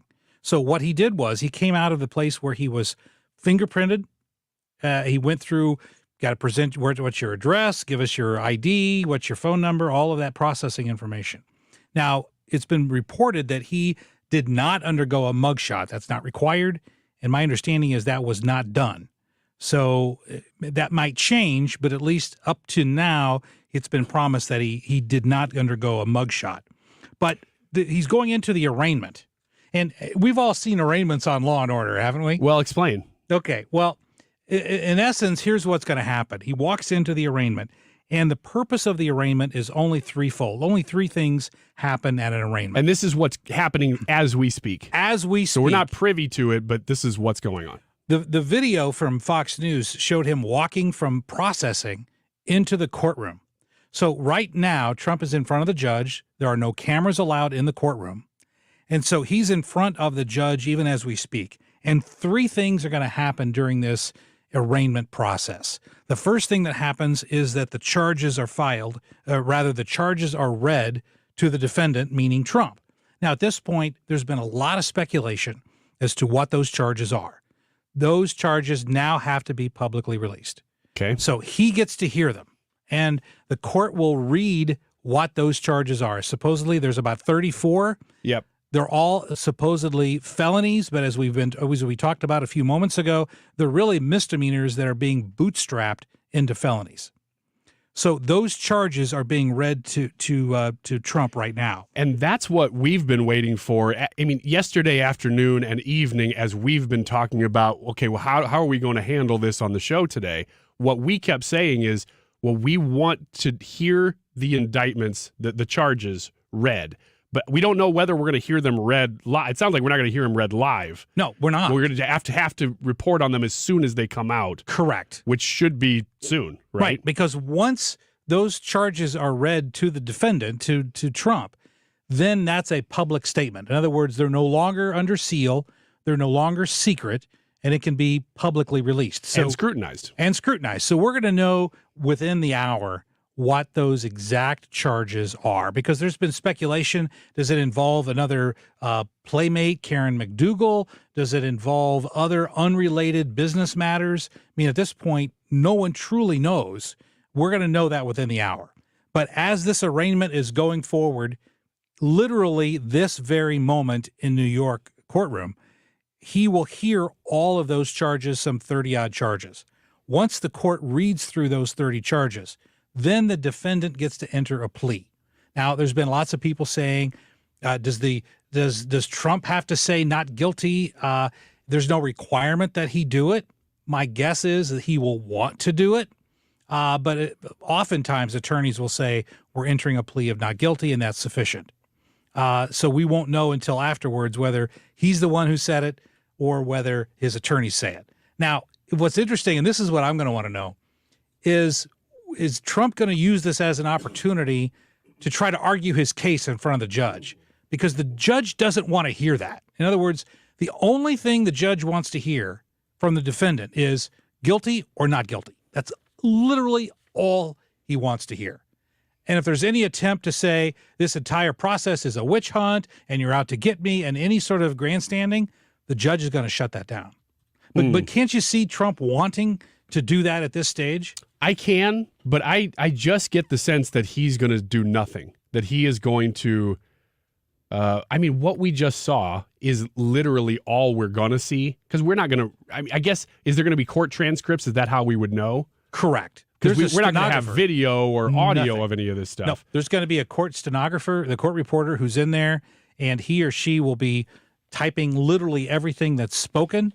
So there will be a transcript, but we won't hear it or see it. I would think strategically he would not say anything. However, it's Donald Trump. I know. You don't people really know. were trying to take away his phone for years because he'd tweet in the middle of the night. You, press secretary wake up and go, what now? So, wow. I mean, you really don't know, but I'm going to guess no. The third thing that's happening literally this very moment is this. The judge is either going to set bail. The bail issue is going to have to be addressed. So I don't think that there's going to be any bail set here. I don't think that the judge is going to tell Trump he has to surrender his passport or anything like that. But those are all possibilities, but I don't see it as a probability. At least in theory, with 30 felony counts, the judge could say, I'm going to make you post a $500,000 bond or something like that. And of course, Trump writes a check for it. Or maybe can you Venmo 500 grand?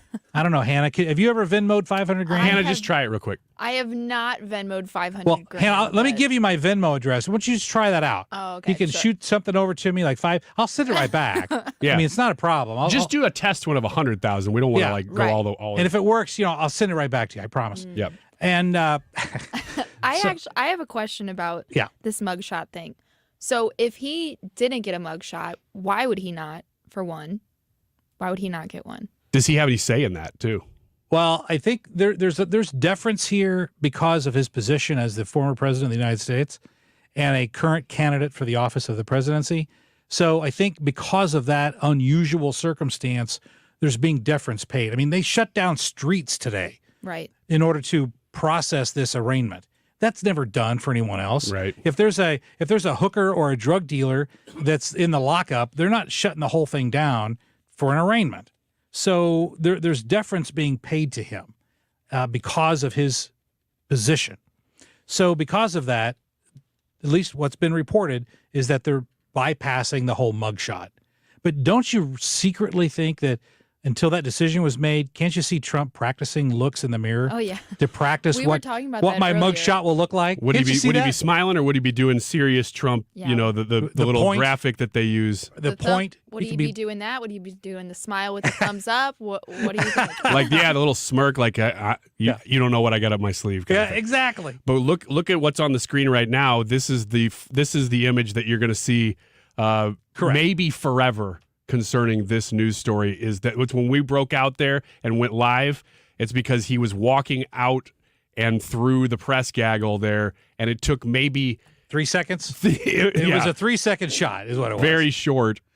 And he glanced up at, and I don't know whether this is the Fox News camera, because if it is, man, Fox News is going to have the best shot of all because he looked right into the camera, or that's just like the AP camera that everybody's using.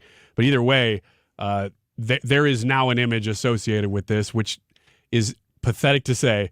It kind of is the most important thing half the time. I know. That's what people remember right there. And if those reports are accurate that he did not sit for a mugshot, what we just saw is the closest we're going to get to a mugshot. Yep. And that's what you're going to see as he's walking into the courtroom, where he's looking very stern, very serious, and he's wearing his trademark red tie and blue suit. So that's about the closest that we're going to get. But the question becomes, does the judge set a bail here? And that could go either way. I mean, I'm 90% sure there's no bail. I'm 90% sure there's not going to be any sort of a post your passport so you can't leave the country. But those are all within the realm of possibility. Since we're doing live reporting on what's happening right now, it's so fortuitous that you're here to break this down because you know exactly the process. We scheduled this months ago, and here you are on the day the former president's arraigned, I should say. As this is happening, does this take a while? Is this something that we're going to be sitting in this moment for the next hour, or is this relatively fast? Because they got to read the charges, which I would think would take a few minutes. Yeah. But beyond that, my estimate is once he walked into the courtroom, which was about 5 minutes ago, that process should last no longer than 15, 20 minutes. Okay. Because literally only those three things are supposed to happen. Read the charges, give a response, plead guilty or not guilty, and the judge makes a decision on bail. Those are the only things that should be addressed. at this particular point in time. Hey, we're going to go to a break. When we come back, we're going to have more local coverage of the Trump indictment and the Trump arraignment, but we'll also be breaking away to Fox News as needed to keep you informed as to exactly what's going on. Brad Young sitting in today for Annie Frey. Stick around on 97.1 FM Talk. This is the Annie Frey Show. Interact with Annie on Facebook. The Annie Frey Show.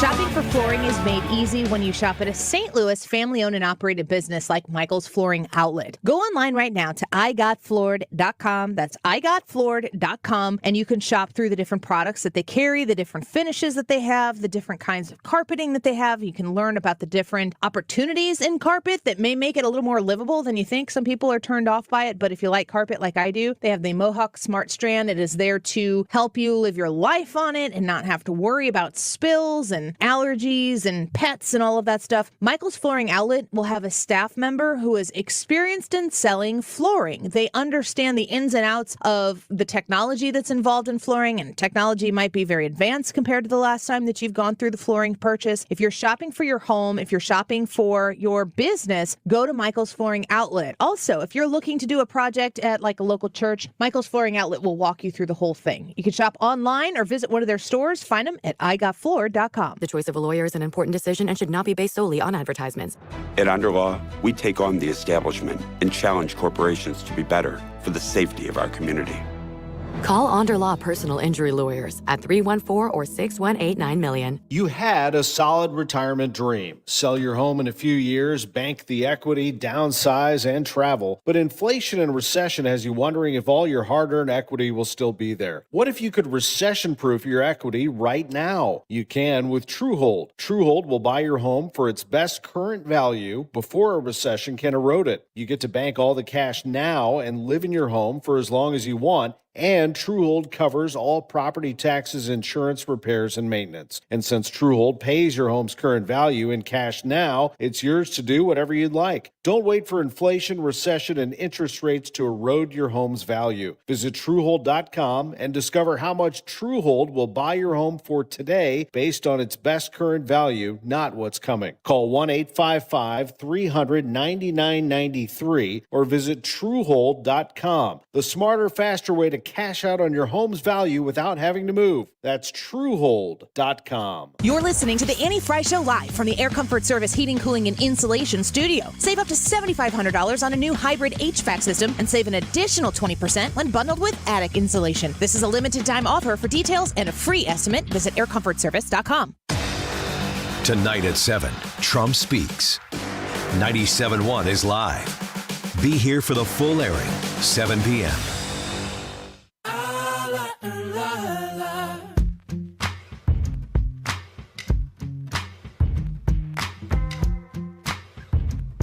This is the Annie Frey Show.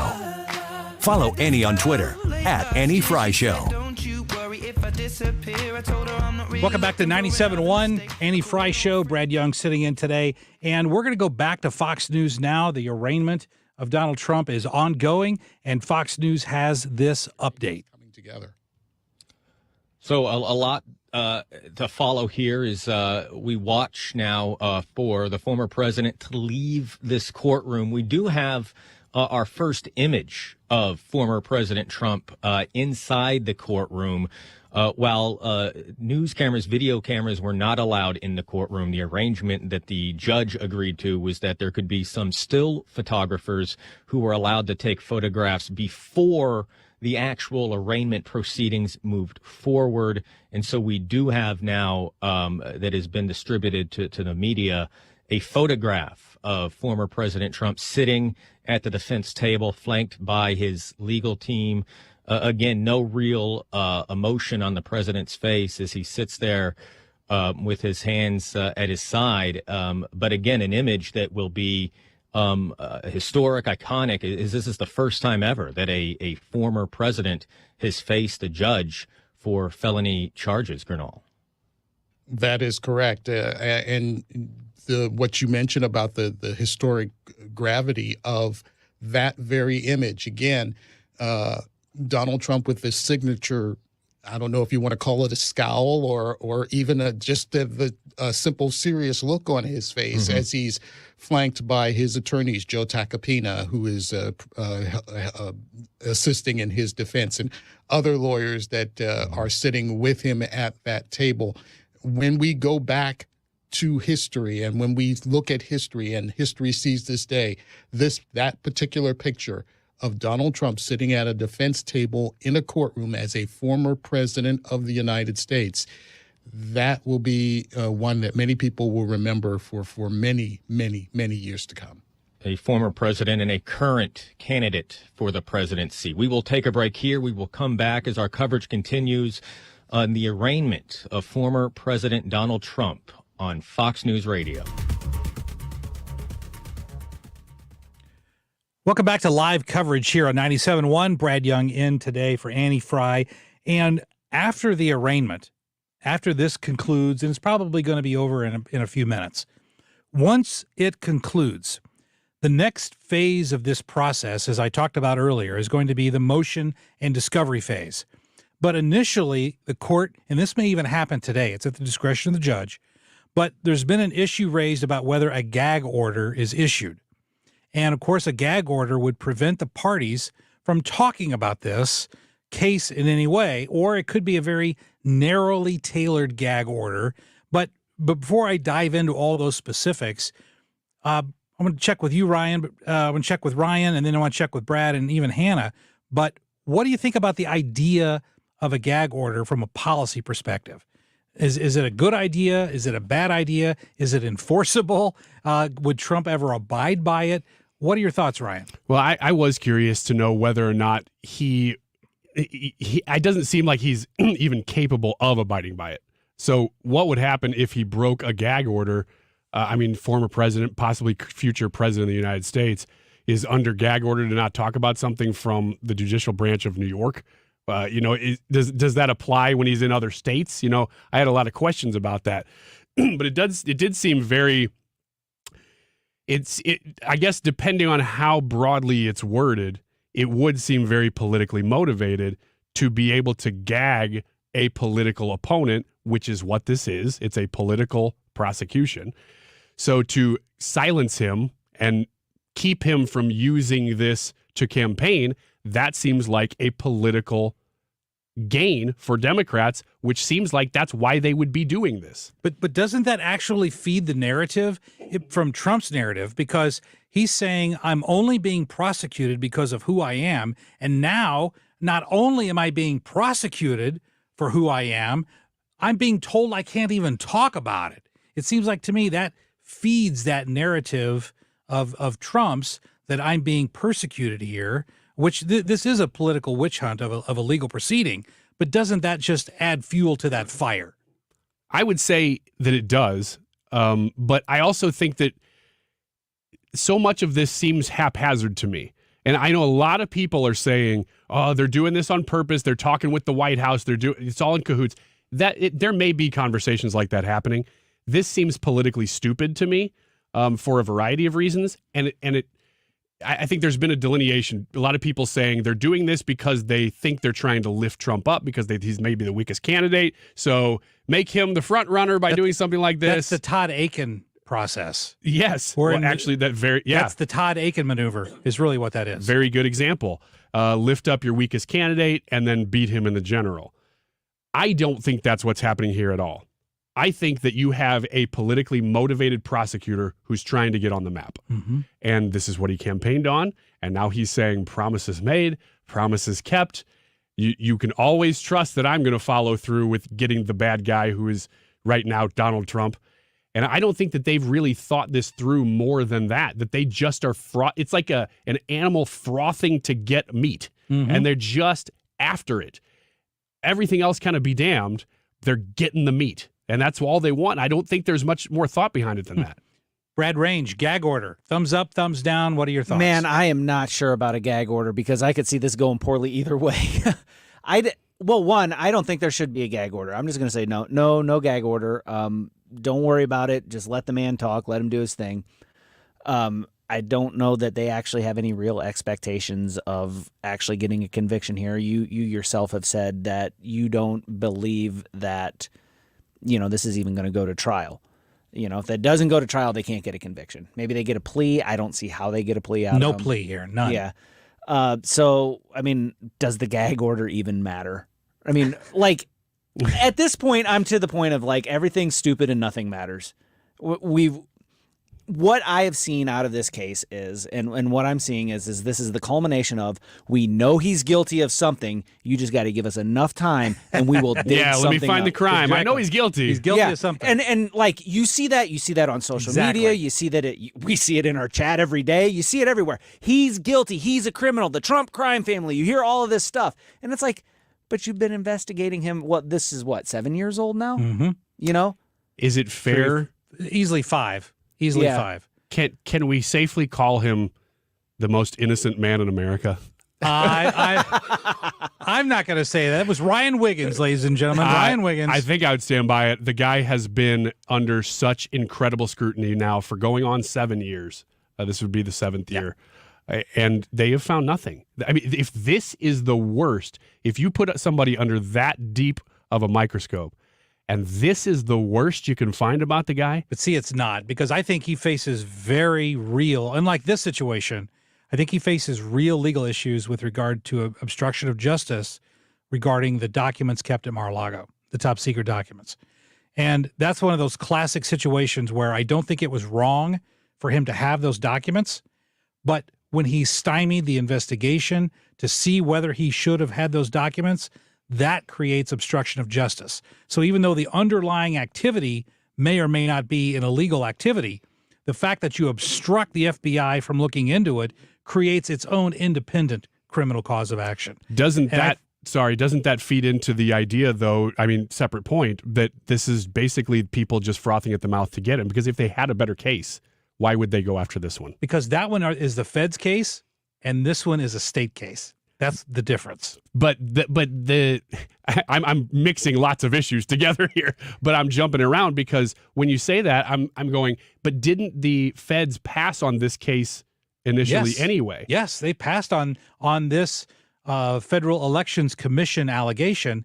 They passed on this, and now, of course, Alvin Bragg picked up the flag and ran with it. But I want to get to Hannah, because Hannah, you haven't chimed in on this idea of a gag order. What do you think about this? Can you explain to me what a gag order is? Yes, a gag order is an order from the court, an order from the judge that says you are, as the defendant, and you as the prosecutor, you both are prohibited from discussing details of the litigation along the following lines. And the judge can craft the gag order to be very broad or to be very narrow. But just from a policy, from an argument perspective, Hannah, does it seem like a good idea that the court should be forcing the parties to not discuss what's literally going on in front of them? My baseline thoughts are no. I don't see the benefits of this. I'm trying to think a little bit deeper before I give a hard stance on this, but baseline, I don't see the benefit in a gag order in this case. Let me break down what's going to go through the judge's mind, because the judge is going to say, Alvin Bragg, do you want a gag order? He's going to say not a chance. He doesn't want a gag order. He wants Trump out there saying everything, because everything that Trump uses or says can be used as evidence in court. But secondly, and more importantly, from the judge's perspective, the question is, am I potentially poisoning the jury pool by allowing Trump or Bragg to speak? They're releasing the charges right now. Yep. I think we should dip in. There you go. Trump has pled not guilty. We're going to go, again, live to Fox News to hear about the charges and the plea of not guilty. Counts are based, we believe, on the alleged violation of New York law that requires truthfulness in the submission of certain business records to the state.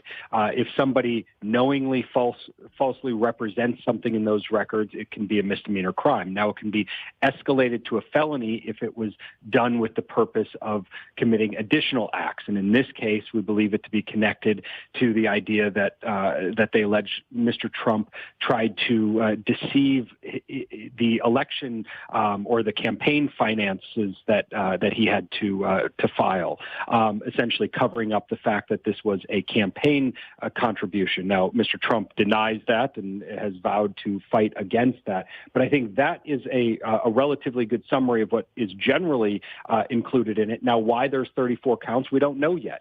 Is it that there are 34 separate instances, or are there different theories under which the prosecutors have alleged essentially the same acts?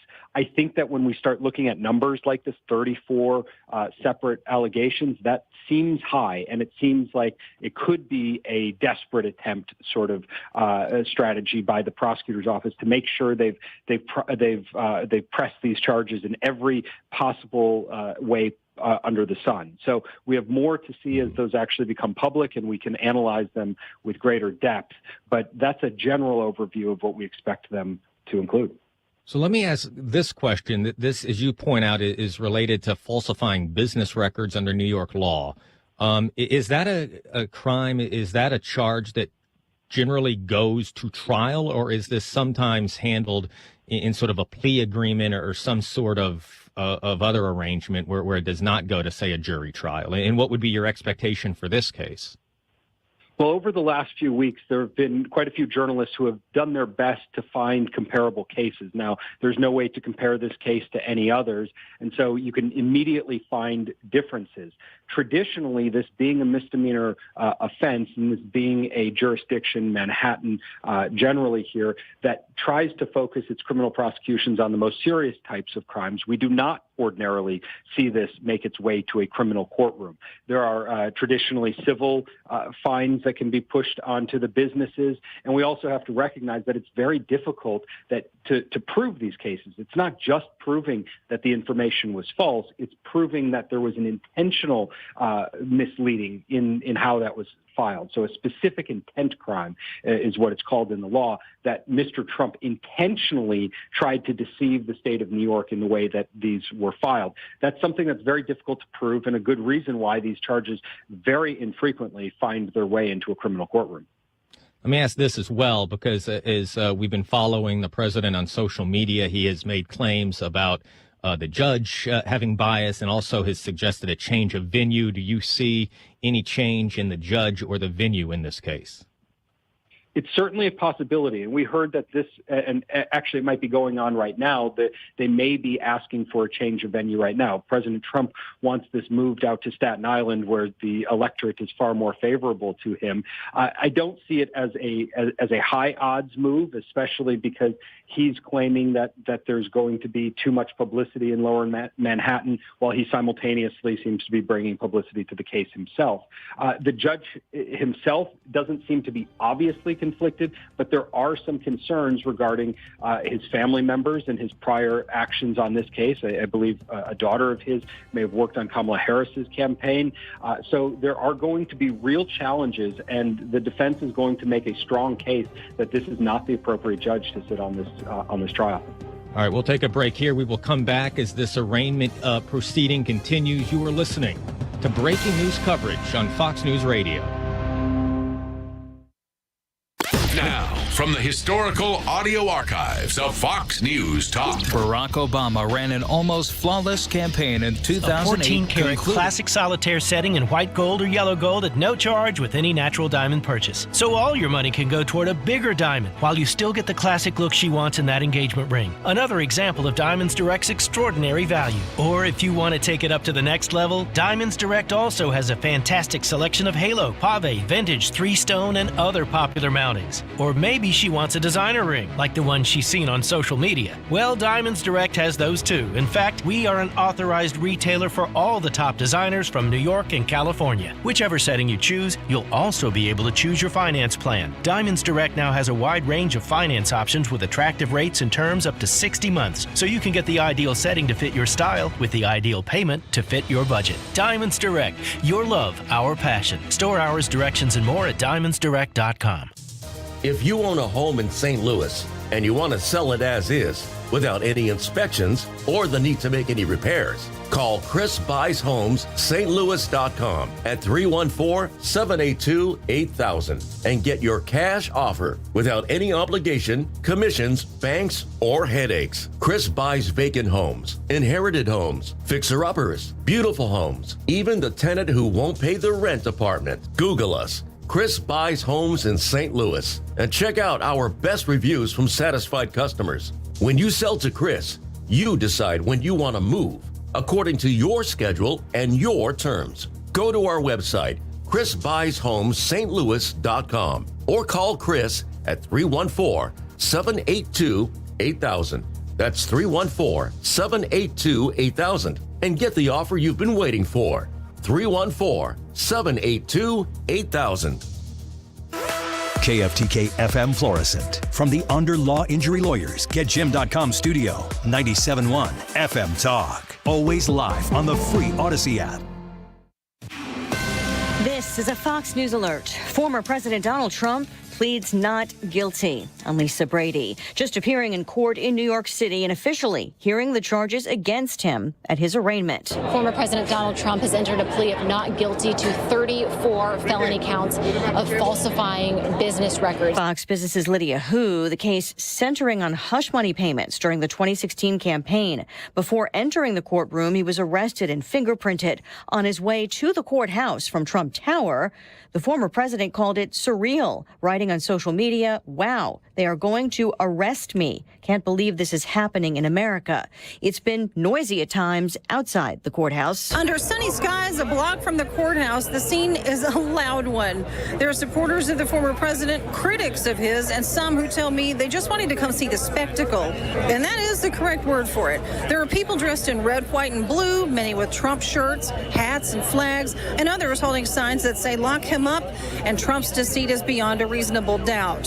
Things have been peaceful, and there's a heavy police presence here in the park with barricades separating the two sides, which seem to be passing time yelling at each other. In Lower Manhattan, Tanya J. Powers, Fox News. White House spokeswoman Karine Jean-Pierre says President Biden is focusing on the American people, not this case. Obviously, he will catch part of the news when he has a moment to catch up on the news of the day, but this is not his focus for today. Also saying again, President Biden did not get a heads up on the Trump indictment. The former president still facing other investigations, including a federal grand jury probing possible 2020 election interference. A federal appeals court has just denied an emergency request to block Trump aides, including former Chief of Staff Mark Meadows, from testifying. Trump's legal team could now ask the Supreme Court for emergency action. America is listening to Fox News. The Dell Technologies semi-annual sale starts now with limited quantity deals on select performance PCs powered by 12th Gen Intel Core processors. Save on select Vostro laptops with built-in security features and select Latitude laptops with enhanced privacy, collaboration, and connectivity. Save on select essential accessories plus free shipping and special financing with Dell Business Credit. Call a Dell Technologies advisor at 877-ASK-DELL. That's 877-ASK-DELL. Spring is here, and it's time to add some life to your wardrobe with Untuck It. Untuck It shirts are designed to be worn untucked, so you look your best even at your most casual. From iconic button-downs starting at just $55 to wrinkle-resistant linen shirts, printed polos, and brushed cotton tees, there's something for everyone. But Untuck It isn't just about shirts. They also offer a wide range of pants and shorts to complete your look. Visit untuckit.com or stop by one of 80-plus stores to find the perfect fit for your spring wardrobe. Air Comfort Service, heating, cooling, and insulation, weather. Almost feels like summer this afternoon. Partly sunny, very windy. These are non-thunderstorm winds. It's dry, it's warm. 84 for the high, 87 the record tonight. Cloudy skies, very windy. Some isolated rain and thunderstorms in the evening. A much better chance of rain and storms 10 p.m. to 4 a.m. Some could be on the strong side, 59. A slow clearing process and in the 60s on Wednesday. This is 97.1 FM Talk. Chief Meteorologist Dave Murray. When the time comes that you need to go to urgent care, sometimes it's kind of daunting to think about if you're sick, getting in the car and going and sitting in a waiting room around other sick people. Or maybe you've got a laceration or something you think might need to be stitched up and you don't want to go sit next to a bunch of sick people. I have a solution for you. Stay Home Medical. When you visit stayhomemedical.com, you are going to see how urgent care comes to you. It's a more personalized approach to healthcare at Stay Home Medical. You can call 314-944-3003 and schedule an appointment today. Nurse practitioners with Stay Home Medical work under a collaborating physician. Your home or your office, they can come visit you there where you are when you need them. Avoid the wait time and driving. Stay Home Medical is there to provide you with a very, very satisfying experience. And I'll tell you this as a mom, if you have Stay Home Medical come to your house and you have multiple people coming down with the same thing in your home, they can treat each of you, make sure you get the medicine that you need, and get on the path to recovery quickly. 314-944-3003. That's 314-944-3003. StayHomeMedical.com. Hi guys, it's Mark. Are you struggling with erectile dysfunction? Did you know that a major medical breakthrough is now available and it isn't a pill? Today, Tuesday, we're running a one-day special you won't want to miss out on. Pineview Medical Clinic uses the most powerful form of wave therapy. This is a technology clinically shown to repair blood vessels and improve blood flow. It's backed by 60 clinical studies, including from Cambridge. If you're ready to regain the spark in your bedroom, today is your day. Call us now and you'll qualify for the assessment and ultrasound totally free. You'll also get a gift that can produce rapid and powerful results in the bedroom in minutes. You're going to love that one, guys. Trust me. And today only, we're offering 6 tune-up treatments to our patients free. This is an unprecedented offer worth hundreds of dollars, but call today and qualify totally free. Call 314-530-7777. That's 314-530-7777. Guys, put a stop to your erectile dysfunction and get your life back. Call Pineview Medical Clinic now to qualify. This offer ends today. 314-530-7777. Staying active is important, but also staying healthy so you can continue to stay active is important as well. That's why I wear Prevent Sprain socks. When I work out, when I box, when I'm playing sports with my kids, I put on the Prevent Sprain socks and it helps give me the support that I need on my ankle. I want you to check these out as well. If you're an active person, if you're getting into exercise, as summer is upon us, a lot of people are choosing to get more exercise in or more activity in when the sun is out and it's a little bit warmer. Check out Prevent Sprain socks and how they can help you. They have helped Olympic athletes, NFL players, professional soccer players, European football players, UPS drivers, nurses, construction workers, and even grade school athletes that maybe live in my home. PreventSprainSocks.com is the website where you can go see different colors, different sizes, and use these socks to make sure that you have the support you need to continue to be active. If you have thought about trying to get better support for your ankles, or if you think that this would benefit you, go online and get your first pair of Prevent Sprain socks today. PreventSprainsocks.com. On April 4th, St. Louis County voters will see Prop M on their ballots. But what does Prop M mean for county residents? Prop M states, shall St. Louis County impose an additional sales tax of 3% on retail sales of adult-use marijuana sold in the county? The estimated yearly $3.5 million collected from this tax can be allocated to fund police, parks, and roads. Learn more about Prop M at stlouiscountymo.gov/Prop M. Paid for by St. Louis County, Missouri. Sam Page, County Executive, 41 South Central, Clayton, Missouri, 63105. If you're experiencing a spring hiring rush, then you need Indeed. Their powerful, all-in-one hiring platform makes it easy to attract, interview, and hire candidates all in one place. Want to find your next great hire? Visit Indeed.com/credit. Tonight at 7, Trump Speaks. 97.1 is live. Be here for the full airing, 7 p.m. That is exactly what I needed to hear. Thank God someone here knows what they're talking about. That's us. That's right. Gotta love this American ride. All right, you need to take the time and get the full picture.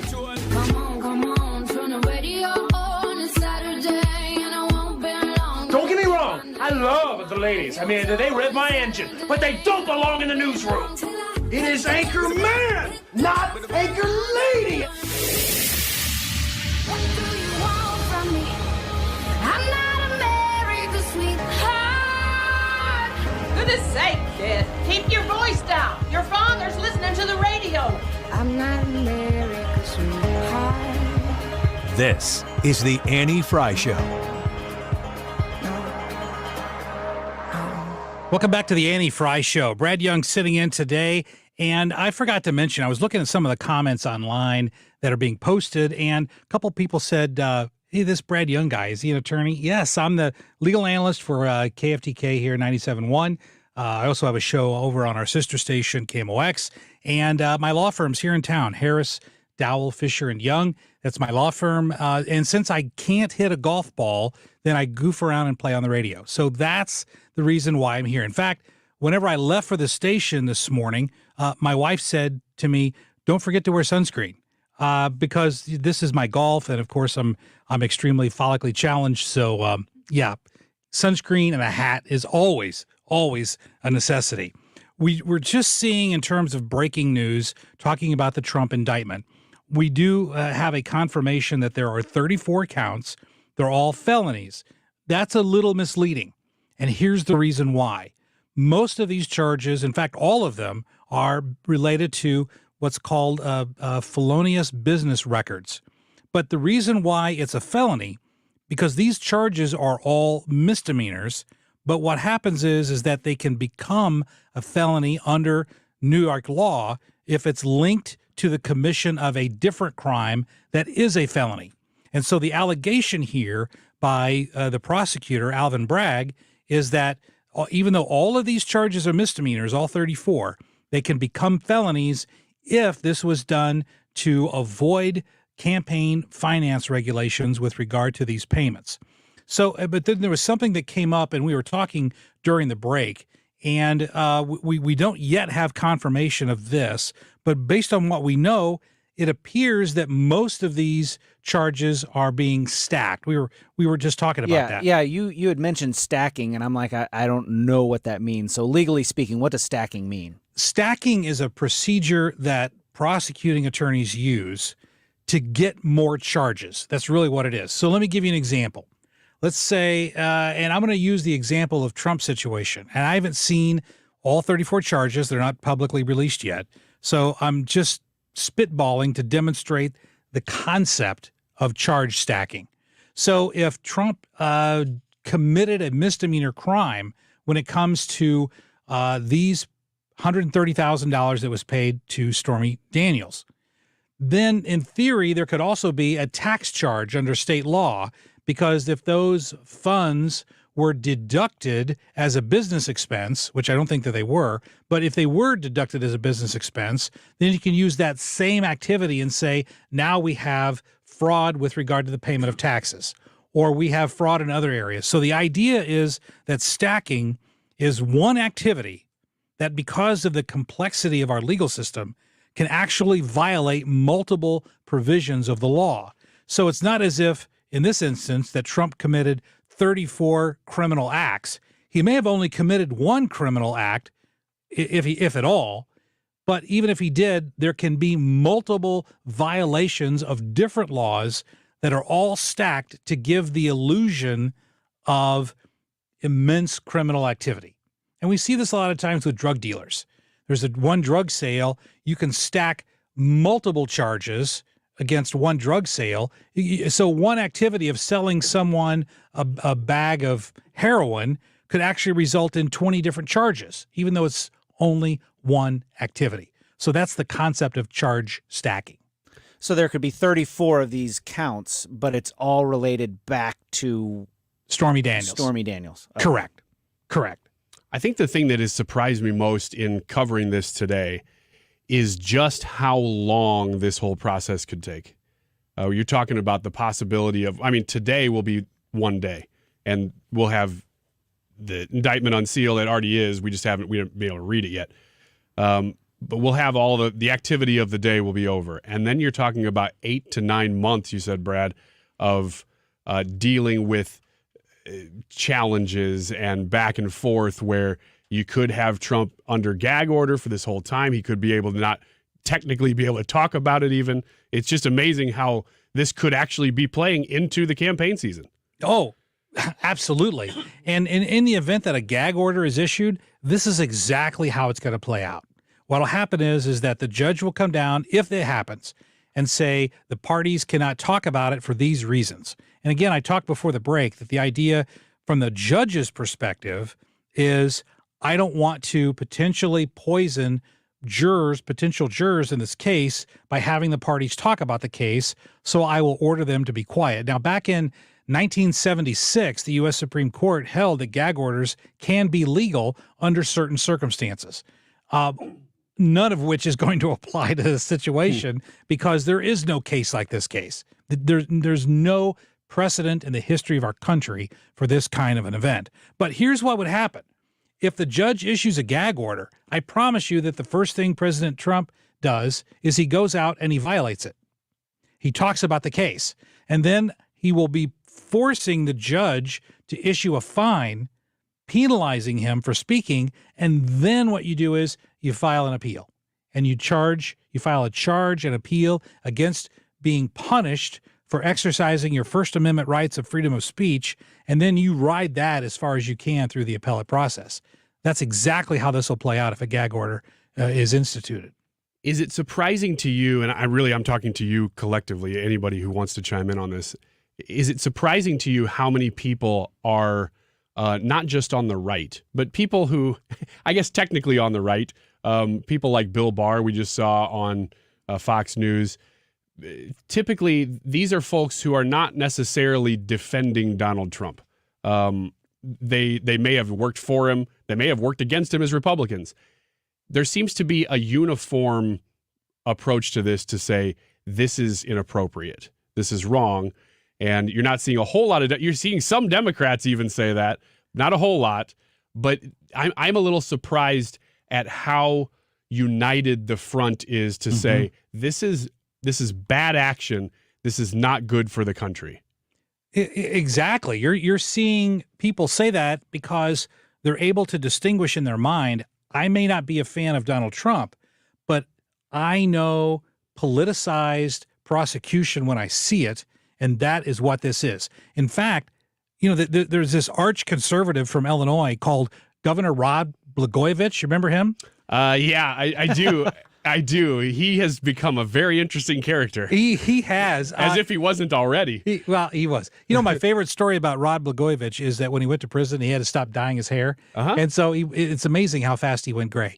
From my perspective, gray is better than gone. But that's a whole nother topic. But Rod Blagojevich, if I can spit that out, he called out weaponized district attorneys today. He criticized this process, and he said, and I'm quoting here, that the Manhattan DA Alvin Bragg is out to steal the freedom of Americans. So it's not just people on the right. I already mentioned Andrew Cuomo, but folks can realize that this is an abusive process and needs to be called out regardless of who the target is. You might like Donald Trump, you might hate Donald Trump, but the way that Bragg is prosecuting someone for political purposes, just like the McCloskeys, just like Eric Greitens was prosecuted by Kim Gardner for a political purpose, not a real purpose. Remember back to the Eric Greitens situation. There was no physical evidence of any kind that a crime was committed. Zero evidence of any crime. And yet Kim Gardner prosecuted him for the sole purpose of driving him from office. That was a politicized, that's a weaponized use of the district attorney's office, or in our case, the circuit attorney's office. But the same process is happening now, and even legitimate members of the left who aren't afraid to express a real opinion are coming out against this. We need to point out a difference here because I like to call balls and strikes as well as I can, and if the right's doing it, I'll call them on issues that the left does too. In this one, this really is a difference between party. You've seen across the country in the Donald Trump era. Now, before that, you didn't really see it as much. Now, it might have been happening, but a little bit more closeted. But since Donald Trump, people in the Democrat Party who are able to prosecute crime have openly campaigned on prosecuting their political enemies. You have not seen Republicans run on that. That is an important difference. And it speaks to the way that Republicans handle law and Democrats handle law and power. I would say the closest we ever got to any of that was Donald Trump and the locker up stuff. But That's a fact, but he can't prosecute crime. No, he's the president. He's not a DA or running for an office that is a prosecution office. But going back to the 1970s, in the 1970s, I mean, I was 5 years old and eating Oreo cookies and watching Scooby-Doo. But even then, I remember that Richard Nixon had set up an enemies list, and he was using the IRS because that's something that the executive has control over. Can't prosecute crime, but you can sic the IRS on your political enemies. We saw that the left doing the same thing. Whenever you had any sort of an organization that had Patriot in the name of the company, it would be denied not-for-profit status. And remember, I think it was Lois Lerner was the head of the IRS and was going after any conservative or pro-Second Amendment organizations. It was weaponizing the IRS. But to me, this is the next level, because if you weaponize the IRS, that's within the executive branch. But now you're weaponizing the court system against political adversaries. And to me, this is Lois Lerner on steroids when you're going in and weaponizing the prosecutorial powers of government. Yeah, and I think it's important to take a step back from watching the minutia of the day, because this is a big news day. This is something that I think Fox News was covering this and talking about how there are things in history that have happened on this day. Now this is one of them that will forever, on 4/4/23, people will all say, well, that was the day that Donald Trump was arraigned in Manhattan. And so it's a footnote in history that we're watching happening right now. But it's important to take a step back and ask why it's happening and what it means. And to me, I'm actually pleased with the united front of even people who are actively campaigning against Donald Trump right now for president or part of campaigns are saying this is ridiculous. This should not happen. I'm going to protect the guy, like Ron DeSantis did, for instance. He said I won't extradite him. Didn't end up mattering, but. The fact that there is unity on this issue, I think, is a good thing right now. Well, and again, I'm going to make local parallels because Kim Gardner is a prosecutor out of control that we can all relate to because we've been seeing her up close and personal since 2017. And many of my Democrat friends, even Michael Kelly over on Camel X, Jane Duker, who in here, and among many others whom I won't mention, have been extremely vocal condemning Kim Gardner for, number one, politicizing her office in selectively prosecuting crime, and more importantly, selectively not prosecuting crime. In Andrew Bailey's response to the pro warranto action, he pointed out that Kim Gardner's office has allowed 12,000 cases to be dismissed since 2017 because of inaction, malfeasance, legal malpractice, or a desire not to prosecute. 12,000 cases. But she found time to go after Eric Greitens. She found time to go after the McCloskeys. We have the same situation going on in New York, where crime is up in New York, car thefts are skyrocketing in New York, and yet now the entire focus of the prosecuting or the district attorney's office in New York City is now focused on a guy who allegedly committed a business records violation. While there's crime in the streets, while people are being murdered and properties being stolen, it's outrageous. And regular people, regardless of politics, should be able to come together and say, this is wrong. Yeah, and I think that we are seeing that. I mean, you mentioned Andrew Cuomo, former governor of New York, saying that he disagreed with it. I think that is very important to point out. Yeah. Now, we don't know what his girlfriends think of that position, but I'm sure we'll see some quotes on that as well. Hey, we got to take a break here. Remember, we're monitoring right now Fox News. If there's anything breaking, we will cut away immediately to make sure that you are informed up to the moment of what's going on regarding the arraignment and indictment of Donald J. Trump. Brad Young sitting in for Annie Frey this afternoon on 97.1 FM Talk. Now shut up and let me go. Your jeans were once so clean, I bet The Annie Frey Show is streaming online. Watch us live on YouTube and subscribe. it's you that ought to be holding me. I'm not containable, just stand up and Thomas Helbig, Bob Kershaw, Tammy Kershaw, the family business at the Retirement Advisory Group. Call them now for a no-cost, no-obligation retirement review and get a copy of his best-selling book. It's the second edition, Your Key to a Worry-Free Retirement. This book is going to show you how to retire with confidence. And Thomas Helbig and Bob Kershaw are going to help walk you across that line from where you are right now. You're in your late 50s. You know, retirement is right around the corner. And you're thinking, how do I make this change? How do I make this shift? Well, you have the people on your team that can help you do that to make sure that your nest egg is protected. Thomas Helbig has been helping people for decades do this very thing. And with the uncertainty that exists in the economy right now, you want to make sure that you're not trying to time it right. And like musical chairs, have a chair when the music runs out and stops. Thomas Helbig can help you with that. Get an appointment today. 314-993-9494. 314-993-9494. retirementkey.com. Behind every great fortune lies a great crime. But what poisonous secret lies under one of the nation's most prestigious universities? Uncover the crime at the heart of Stanford University and the new true crime series, Bitter Academia.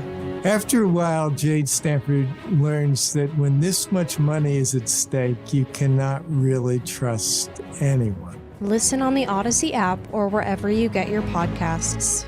Hi, this is Brian with Velocity Home Buyers, and I buy houses cash. If you own a house and want to sell it fast at a fair price, call me at 314-782-3333. I can pay cash and close in as little as 7 days. I buy houses in any condition and any price range in the St. Louis area. I'm a private real estate investor who buys several houses a month, and I want to buy more. I buy inherited houses, divorce houses, behind in payment houses. I even buy my tenant won't pay me the rent houses. Do you own a house that needs updating, but you don't have the time or money for it? Great, because I love buying outdated houses. I buy vacant houses, job relocation houses, and foreclosure houses. If you own a house and want to sell it fast, call me at 314-782-3333. That's 314-782-3333. Finding great people to hire is like trying to find a needle in a haystack. It's pretty difficult, right? Well, ZipRecruiter has mastered finding a needle in a haystack, so they take it to the next level. They make hiring so simple that it's like finding a needle in a needle stack. And that's why you should try ZipRecruiter for free at ZipRecruiter.com/radio. Here's what it's like to use ZipRecruiter. They have so many qualified candidates that it's easier to find the right ones for your roles. In fact, 4 out of 5 employers who post on ZipRecruiter get a quality candidate within the first day. That's a lot of needles. So how do they do it? ZipRecruiter's powerful technology sends you candidates who are a great match for your job, and you can even invite your top choices to apply.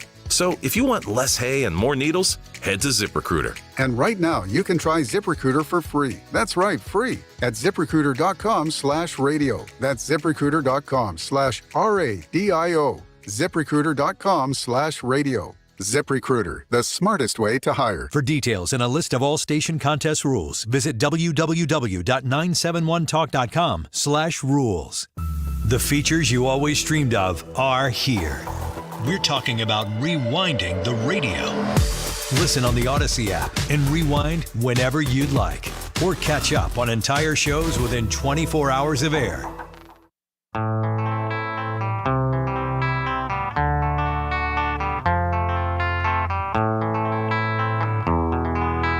This is the Annie Frey Show. There is a house in New Orleans. Follow Annie on Twitter at Annie Frey Show. Welcome back to the Annie Frey Show. Brad Young sitting in for Annie today, and glad you are with us. One of the things I want to bring up, just for comparison purposes, we've talked a lot today, trying to set the stage of what we've been going through and what we've been experiencing. One of the things that we've talked about is how all of these 34 charges are misdemeanors, but they are being bootstrapped based upon the allegation that Trump violated federal election laws because he did not classify the $130,000 payment to Stormy Daniels as a campaign expense. You remember John Edwards when he ran for office? Yeah. That was, 2004? 2004. Okay. So when John Edwards ran for office, his wife was, I believe, battling pancreatic cancer. And while his wife was battling pancreatic cancer during the campaign, he had an affair with a staffer, and then that staffer actually bore his child. And what John Edwards did was he paid her a very large sum of money. But what's interesting is this. It wasn't John Edwards' money. Someone else donated the money through the John Edwards campaign in order to give money to, and I forgot her name as we stand here, Rachel something, and I forgot her last name, but gave money to the campaign to pay the mother of John Edwards' child. The Federal Elections Commission filed charges against him because they alleged that that money was a campaign contribution because it came from a third party. It was donated through the campaign and then was funneled for a purpose that they alleged, the Federal Elections Commission alleged, was to hush things up so it didn't interrupt his campaign for the presidency.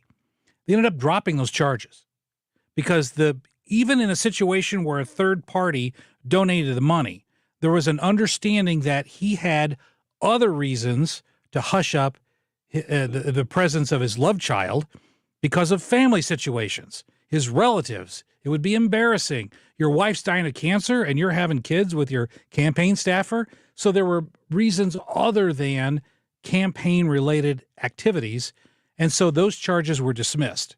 So you compare that, fast forward to 2018, the Federal Elections Commission said, in this case with Trump, we don't have a third party. We don't have anybody donating money through a campaign.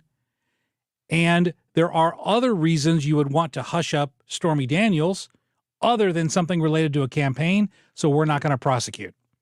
So that seems very, very similar, except you don't even have a donor. Correct. So this seems like an even lighter charge that as far as the campaign donation, which is what this whole thing... It's a weaker case. That's what I mean. Yeah. You said the John Edwards money was donated to the campaign, went through the campaign, and then into the hands of whoever. The mistress. There's no allegations that this money ever entered the Trump campaign. None. Zero. So but they are saying that this was Trump's money paid through the campaign. Paid through his attorney and listed as a business expense because Cohen paid the money. I think he mortgaged his house and paid the money before he was reimbursed, and then it was listed as a legal expense. So that's the reason why the feds looked at this case and said, no, we're not going to do anything here. I mean, this is so far removed even from the John Edwards, which we couldn't prosecute that successfully. Why would we prosecute a weaker case than what we had with John Edwards? But and the reason why I wanted to go into those details is I wanted to demonstrate that those are the mental gymnastics that Alvin Bragg in New York, the prosecutor, had to go through in order to increase the 34 charges of a misdemeanor up to felony status. You're not helping this case, Brad. I thought going into this segment, you were going to give, which you always do, very fair legal analysis. And you just did. I am giving fair legal analysis. However, that's kind of what I was expecting to hear the whole time, which is that these charges are bogus. I mean, they sound very, very bogus the more you even dive into them. Exactly. And the deeper you get, the worse it gets for Alvin Bragg. And so when you compound that with this idea that he campaigned on getting Trump, that's why I'm not going out on any sort of a legal limb when I say I don't see this ever going to a jury, because you've got so many reasons to file motions to dismiss, motions to transfer, change of venue, change of prosecuting attorney, change of judge. There are so many pretrial options open to the Trump legal team that this is never going to go to trial. Brad, if I would, I'd like to give a little kind of an update. I've been following this on the Fox channel that we have here. Trump has left the building. Yeah, he has left the courthouse. He's en route back to his plane. I'm assuming he's going to fly back to Mar-a-Lago, where he's going to be holding a press conference tonight, which we will be carrying live right here. We're carrying it. We'll be covering it live starting at 7. Okay. We know usually Trump isn't right on time is when he says, but we will start at 7. Okay. Covering this through whenever he decides to be done speaking. Don't know how long he's going to talk. Could be 5 minutes, could be a half an hour. You never know with him. Yeah. Before then, and on that channel too, they also said that the DA was supposed to speak here in a few minutes. So DA Bragg is supposed to speak in a few minutes. If he carries that, or if he starts speaking during our show, we will pull that up. We'll pop that up and we'll carry that live for you guys. But that's just kind of where we're at now. Donald Trump did not speak to the media. He kind of left and jumped in the motorcade and is on the road now. Helicopter shot of the motorcade driving through the street right now. So Any sign of a white Bronco? Yeah, but it's on the other side of the road. Okay, all right. No police Actually, I'm cars surprised. You know what? Quick story. Once when I was going into Chicago, and I don't remember what I was doing up there, probably some sort of sketch comedy shoot or something, because that's the era I was in at that time. Barack Obama apparently was in town. I didn't know that he was in Chicago at this time. And I was driving down a major interstate, probably 55, into Chicago. And I was like, man, traffic seems, I know it's a Sunday, but traffic seems really light. and I'm looking around and I'm going, there is literally not another person on this entire interstate. And I start passing exit ramps and I see they're blocking these exit ramps off. What's going on? There were police that had barricaded the entrance and exits. So I couldn't even get off, let alone get on the interstate. I'm like, I don't know what's happening. I realize I was in front of Barack Obama's motorcade. Wow. I don't know how I find myself in these situations. Wow. But I had, and without trying to, and I'm not like saying I was in the motorcade, but I realize that's why it's behind me. And they were, I think, kind of waiting for me to get ahead of this thing so that they could get me off the road so that they could go through at 95 miles an hour like they do. Absolutely. That is funny. But seeing this right here, it surprises me that there are so many cars on the other side of the road, because at that time, it was both sides of the road were completely shut down. That is funny. Hey, one of the things I want to make sure we get to before we go to a break here, and Ryan, you mentioned it during our last break, that today's actually Election Day. Yeah, and I think you guys are all voting after the show or this afternoon. Yep. I did this morning, and I got to tell you, one of the reasons that I even wanted to bring this up is at 9 a.m., I went in and punched my little card, which is hard to know, who your elected officials are, who you should support. We do have a voter guide. Mark Cox has a voter guide up at 971talk.com if you live in Missouri. I'm in Illinois. So I did my research, knew who I was going to vote for. There was nobody else in there when I walked in at 9 o'clock. So I voted. Took me about 5 minutes to fill out my ballot, voted. In that time, one other person had come in. And so I always like to see when you press the ballot in, because it gives you the number of how many it's accepted in the day. Sure. It said that I was number 21. 21. And there are two precincts in that one building. So they kind of combine resources. 21 for the one precinct, 2 for the other. Two votes. That's horrible. That is awful. So my encouragement to you, and my dad just texted me at about 1:45, so a little less than an hour ago, and he said that his precinct, which was a little separate from mine, same area, he said that it was something like 45. So I say all that to say, go vote. Your voice matters. You can decide elections. I've texted my friends, like, here's my ballot if you want. I mean, you really can decide your local elections with you and a handful of people. Absolutely. And when you voted this morning in Illinois, did you see my dad there? Maybe. Well, the reason why I'm asking is Maybe he was the other person. Well, no. Well, my father passed away in 2007 in Illinois, but since then he's been consistently voting Democrat over in Illinois. Amazing. So I didn't know if maybe you saw him over there. I did not. Okay. I wasn't looking. All right. But I also didn't ask. Okay. Well, you never know. I'll ask next time. It seems in like Illinois, I wouldn't doubt it. that's my point. He died in 2007, but he's been voting consistently. Since you can vote multiple consistently times, Democrat since then. when I go back this afternoon to vote again, I'll ask. let's go. You're going to walk out. I can see Ryan Wiggins walking out of the voting booth with like 150 of those "I voted today" stickers all over him. Yeah. He's going to have them on his face, on his arms, on his chest. And I voted 100 today. different mustaches. Exactly. I am a different person Every now. time I'm a different Mr. person. Johnson. I'm a different person. So yes, even though obviously the topic of the day is the Trump arraignment, it is Election Day. And don't forget to get out and vote. I'll be voting as soon as I get off the air because it is there is no time where your vote will count more than today. So make sure that you get out and do that. We're going to take a break here. Brad Young sitting in for Annie Frey on 97.1 FM Talk. Stick around. We'll be right back. I know I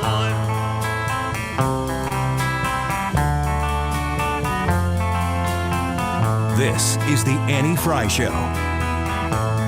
Follow Annie on Twitter @AnnieFryShow.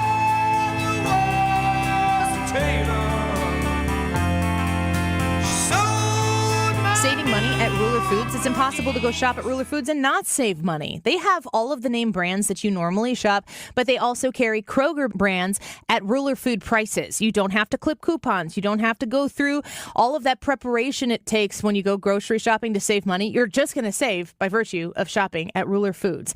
I appreciate how they set up the stores. They make the store layout. It makes a ton of sense. It's clean. It's inviting. And the people at Ruler Foods are always the kindest. Shopping at Ruler Foods is going to help you save on a whole variety of different options, different items. How about boneless pork chops or fresh hamburger patties sold in packs of 10 patties or chops for $10. Clementines or Honeycrisp apples, 3-pound bags, $3.47 a piece. Lay's potato chips or Tostitos, 4 for $9 when you buy 4. There are many ways for you to save at Ruler Foods on all of the different things you buy. If you haven't given them a chance to earn your business yet, just go one time for me and see what I've been talking about. Find your store at rulerfoods.com. This is Ryan Wiggins. I was just talking to these guys about how great the Andrea's barbecue sauce is. I love it. And I knew that I was going to enjoy it because I like everything Andrea's does, but it is really, really good. And I am a barbecue sauce snob. So pick up their new barbecue sauce while you pick up their steak sauce at any area grocery store. Schnucks and Deerbergs especially always have Andrea's sauce. So check that out, including their salad dressing. I always forget to mention that. But while you're at Andreas.com, if you choose to order it from their website, check out their Kentucky Derby social. That is coming up on May 6th, so just a little bit more than a month away, and that is going to be a fantastic event. If you've never been to the Andrea's restaurant and the grounds that they have there, just a wonderful place, both inside and outside. So if it's nice weather, you're going to have a lot to do and a lot to eat and drink for their Kentucky Derby social. Go to Andreas.com. That's where you can see all those sauces I just talked about and sign up for that all at once. Andreas.com. An update from the Illinois Family Institute, IllinoisFamily.org. Illinois House lawmakers could vote soon on SB 1909. The legislation will shut down pro-life pregnancy resource centers through fines and litigation. It also gives the Illinois Attorney General additional discretion to move against them. They're coming after us every which way. Attorney Ann O'Connor with the National Institute of Family and Life Advocates says voters should ask their state representatives to vote no on SB 1909. There's already laws in place to deal with any kind of deceptive advertising or bad practices. And you're targeting these specific organizations who do great work, and we're watching. For names and phone numbers of state reps, click Officials Finder at IllinoisFamily.org. IllinoisFamily.org. For a hole in your roof or a whole new roof, Frederick Roofing. Over 90,000 satisfied customers since 1929. Frederick Roofing, 314-645-2000. You're listening to the Annie Frey Show live from the Air Comfort Service Heating, Cooling, and Insulation Studio. Air Comfort Service offers insulation services. Did you know 9 out of 10 homes are under-insulated? Increase your energy savings and comfort with better insulation. For details, visit aircomfortservice.com. St. Louis's home for conservative talk. The Mark Reardon Show. Tuesday afternoon, the very latest on the Trump arraignment, plus our weekly visit with Mr. Brian Kilmeade. Weekdays from 3 to 6. The Mark Reardon Show on 97.1 FM Talk.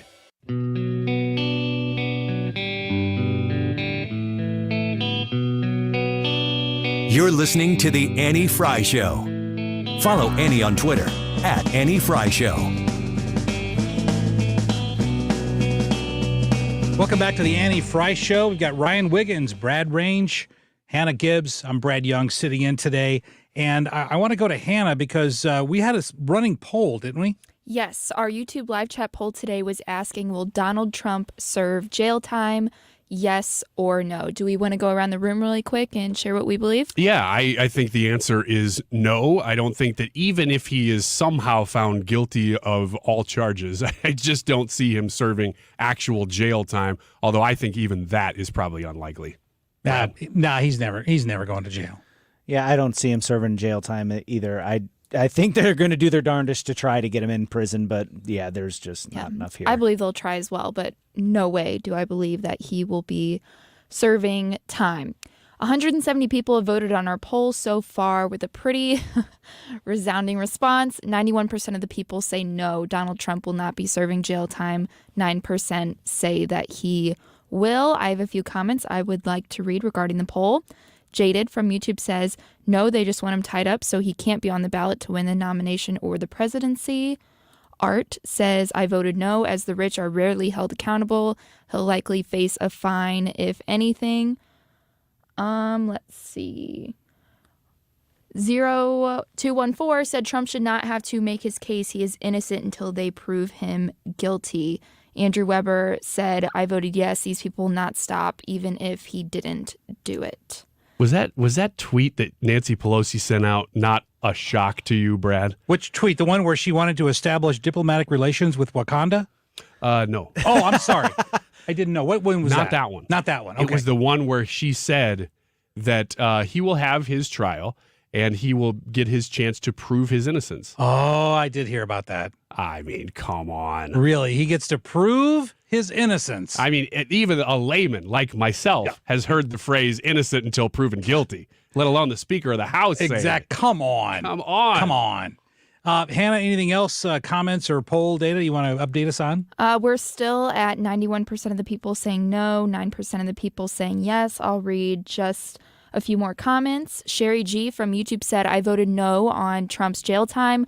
I can't see Secret Service allowing that to happen. Because the Secret Service was going to step in and say, no, right, sir, no right. judge, So you will not be putting him in jail. That does make me wonder. Like, so let's say he is convicted. Does he lose Secret Service protection, or does he gain Secret Service protection while he's in prison? Yes, I think and that so would have do they to have to like stay in there with him? I don't know. It's a great question. And the first time we ever had conflicting Secret Service problems that I ever heard of was when it was widely reported when Bill Clinton was president that Hillary was throwing lamps at him because of who knows what. Bill Clinton did a lot of things that justified being thrown a lamp. So then the Secret Service was like, do we protect the president from his wife? Because the wife is throwing a lamp at the president's life is in danger. What do we do? Oh my gosh. You dive in front of the lamp. She would have had Secret Service protection while she was a candidate too. Right, but I'm talking about when Bill was president, but also the Hillary had Secret Service protection when she was the first lady. So now the two Secret Service agents going to have to battle it out like battle bots, fighting for who's going to protect Bill versus who's going to protect Hillary when they're fighting. That's what they should have done. I would pay money to see that. That you could do a pay-per-view. People standing around waving money. You could do a pay-per-view. The dog fight. But let me throw out another intriguing idea, okay? And this idea is going to require a couple of assumptions. So I want to throw out some assumptions and then get your take, because this is something that no one has brought up anywhere. This is 100% fresh, is what Rotten Tomatoes would say. Okay? Let's assume for discussion purposes that Trump is convicted of a crime. And let's further assume that he parlays that conviction into being elected the next president of the United States. With those two assumptions, Article 2 of the Constitution gives the president the power to pardon all federal crimes. And this is all being bootstrapped under a federal crime. Could the president pardon himself if he became president after being convicted? Ooh, or would that be a conflict of interest? Well, listen, the Constitution doesn't spell out those kinds of things. Are we going live? Well, no, not yet. But Trump's legal team is speaking, but we don't have a mic on it yet. Okay, Brad, Brad Range, you're going to follow I'll let that. you know. Let us know if anything happens. We're going to take it live to Fox News to make sure that you are up to date as much as humanly possible on what's happening. But imagine the situation where if Trump is convicted of a crime, he could actually be in a position to pardon himself. And I don't know who could challenge that. It's a good question. Because you've got two issues here. You've got one issue about whether or not the president has the power to pardon himself. The Constitution doesn't limit the power to pardon in any way. But secondly, if he did it, no one would have legal standing to challenge it. Because it didn't hurt anybody else. Because it didn't hurt anybody else, right? So who could challenge that act? Because no one else would have standing to challenge it. It's just crazy because I love this. I do too. I love the there's 5 minutes where there's no president. Like what could happen in that 5 minutes before somebody's sworn in with the old ones, like that kind of stuff. I love that stuff. With Trump, it's like we've gotten all as a nation a crash course in law. Oh, of course. I mean, there's Absolutely. stuff that nobody knew. I mean, even the names of Supreme Court justices, the average person couldn't have named one or two of them. Well, you know what my litmus test is? Can you name more members of the Kardashian family than you can members of the Supreme Court? Ooh. That's always my litmus test. Now, Hannah, you laughed at that. Why did you find that to be funny? Because most of my jokes you never laugh at. So why did you? I always laugh at your jokes. You think my humor is dad humor. You don't think it's funny. Dad Just like my humor is daughters funny. don't. My daughters say, Dad, you're not really funny. So stop. So, but you laughed at that. Why is that funny? I think that. Isn't that a good litmus test? Ask Brad a litmus test for what? What is he trying to find out about a person? Yeah, well, I think that would share a lot. I don't want to put myself up on this, but I think I might be able to share as many people as the Kardashians. I think I could be pretty close. Good. All right. Well, as long as it's not like you could name every member of the Kardashian family, but you can't name any Supreme. As long as it's not like really lopsided in that direction, I would give somebody some slack. But if they can name all of that and then can't name one Supreme Court justice, I'm like, yeah, I don't need to hear what you have to say. We don't trust I you. think I could only name Kim Kardashian because she went to the White House.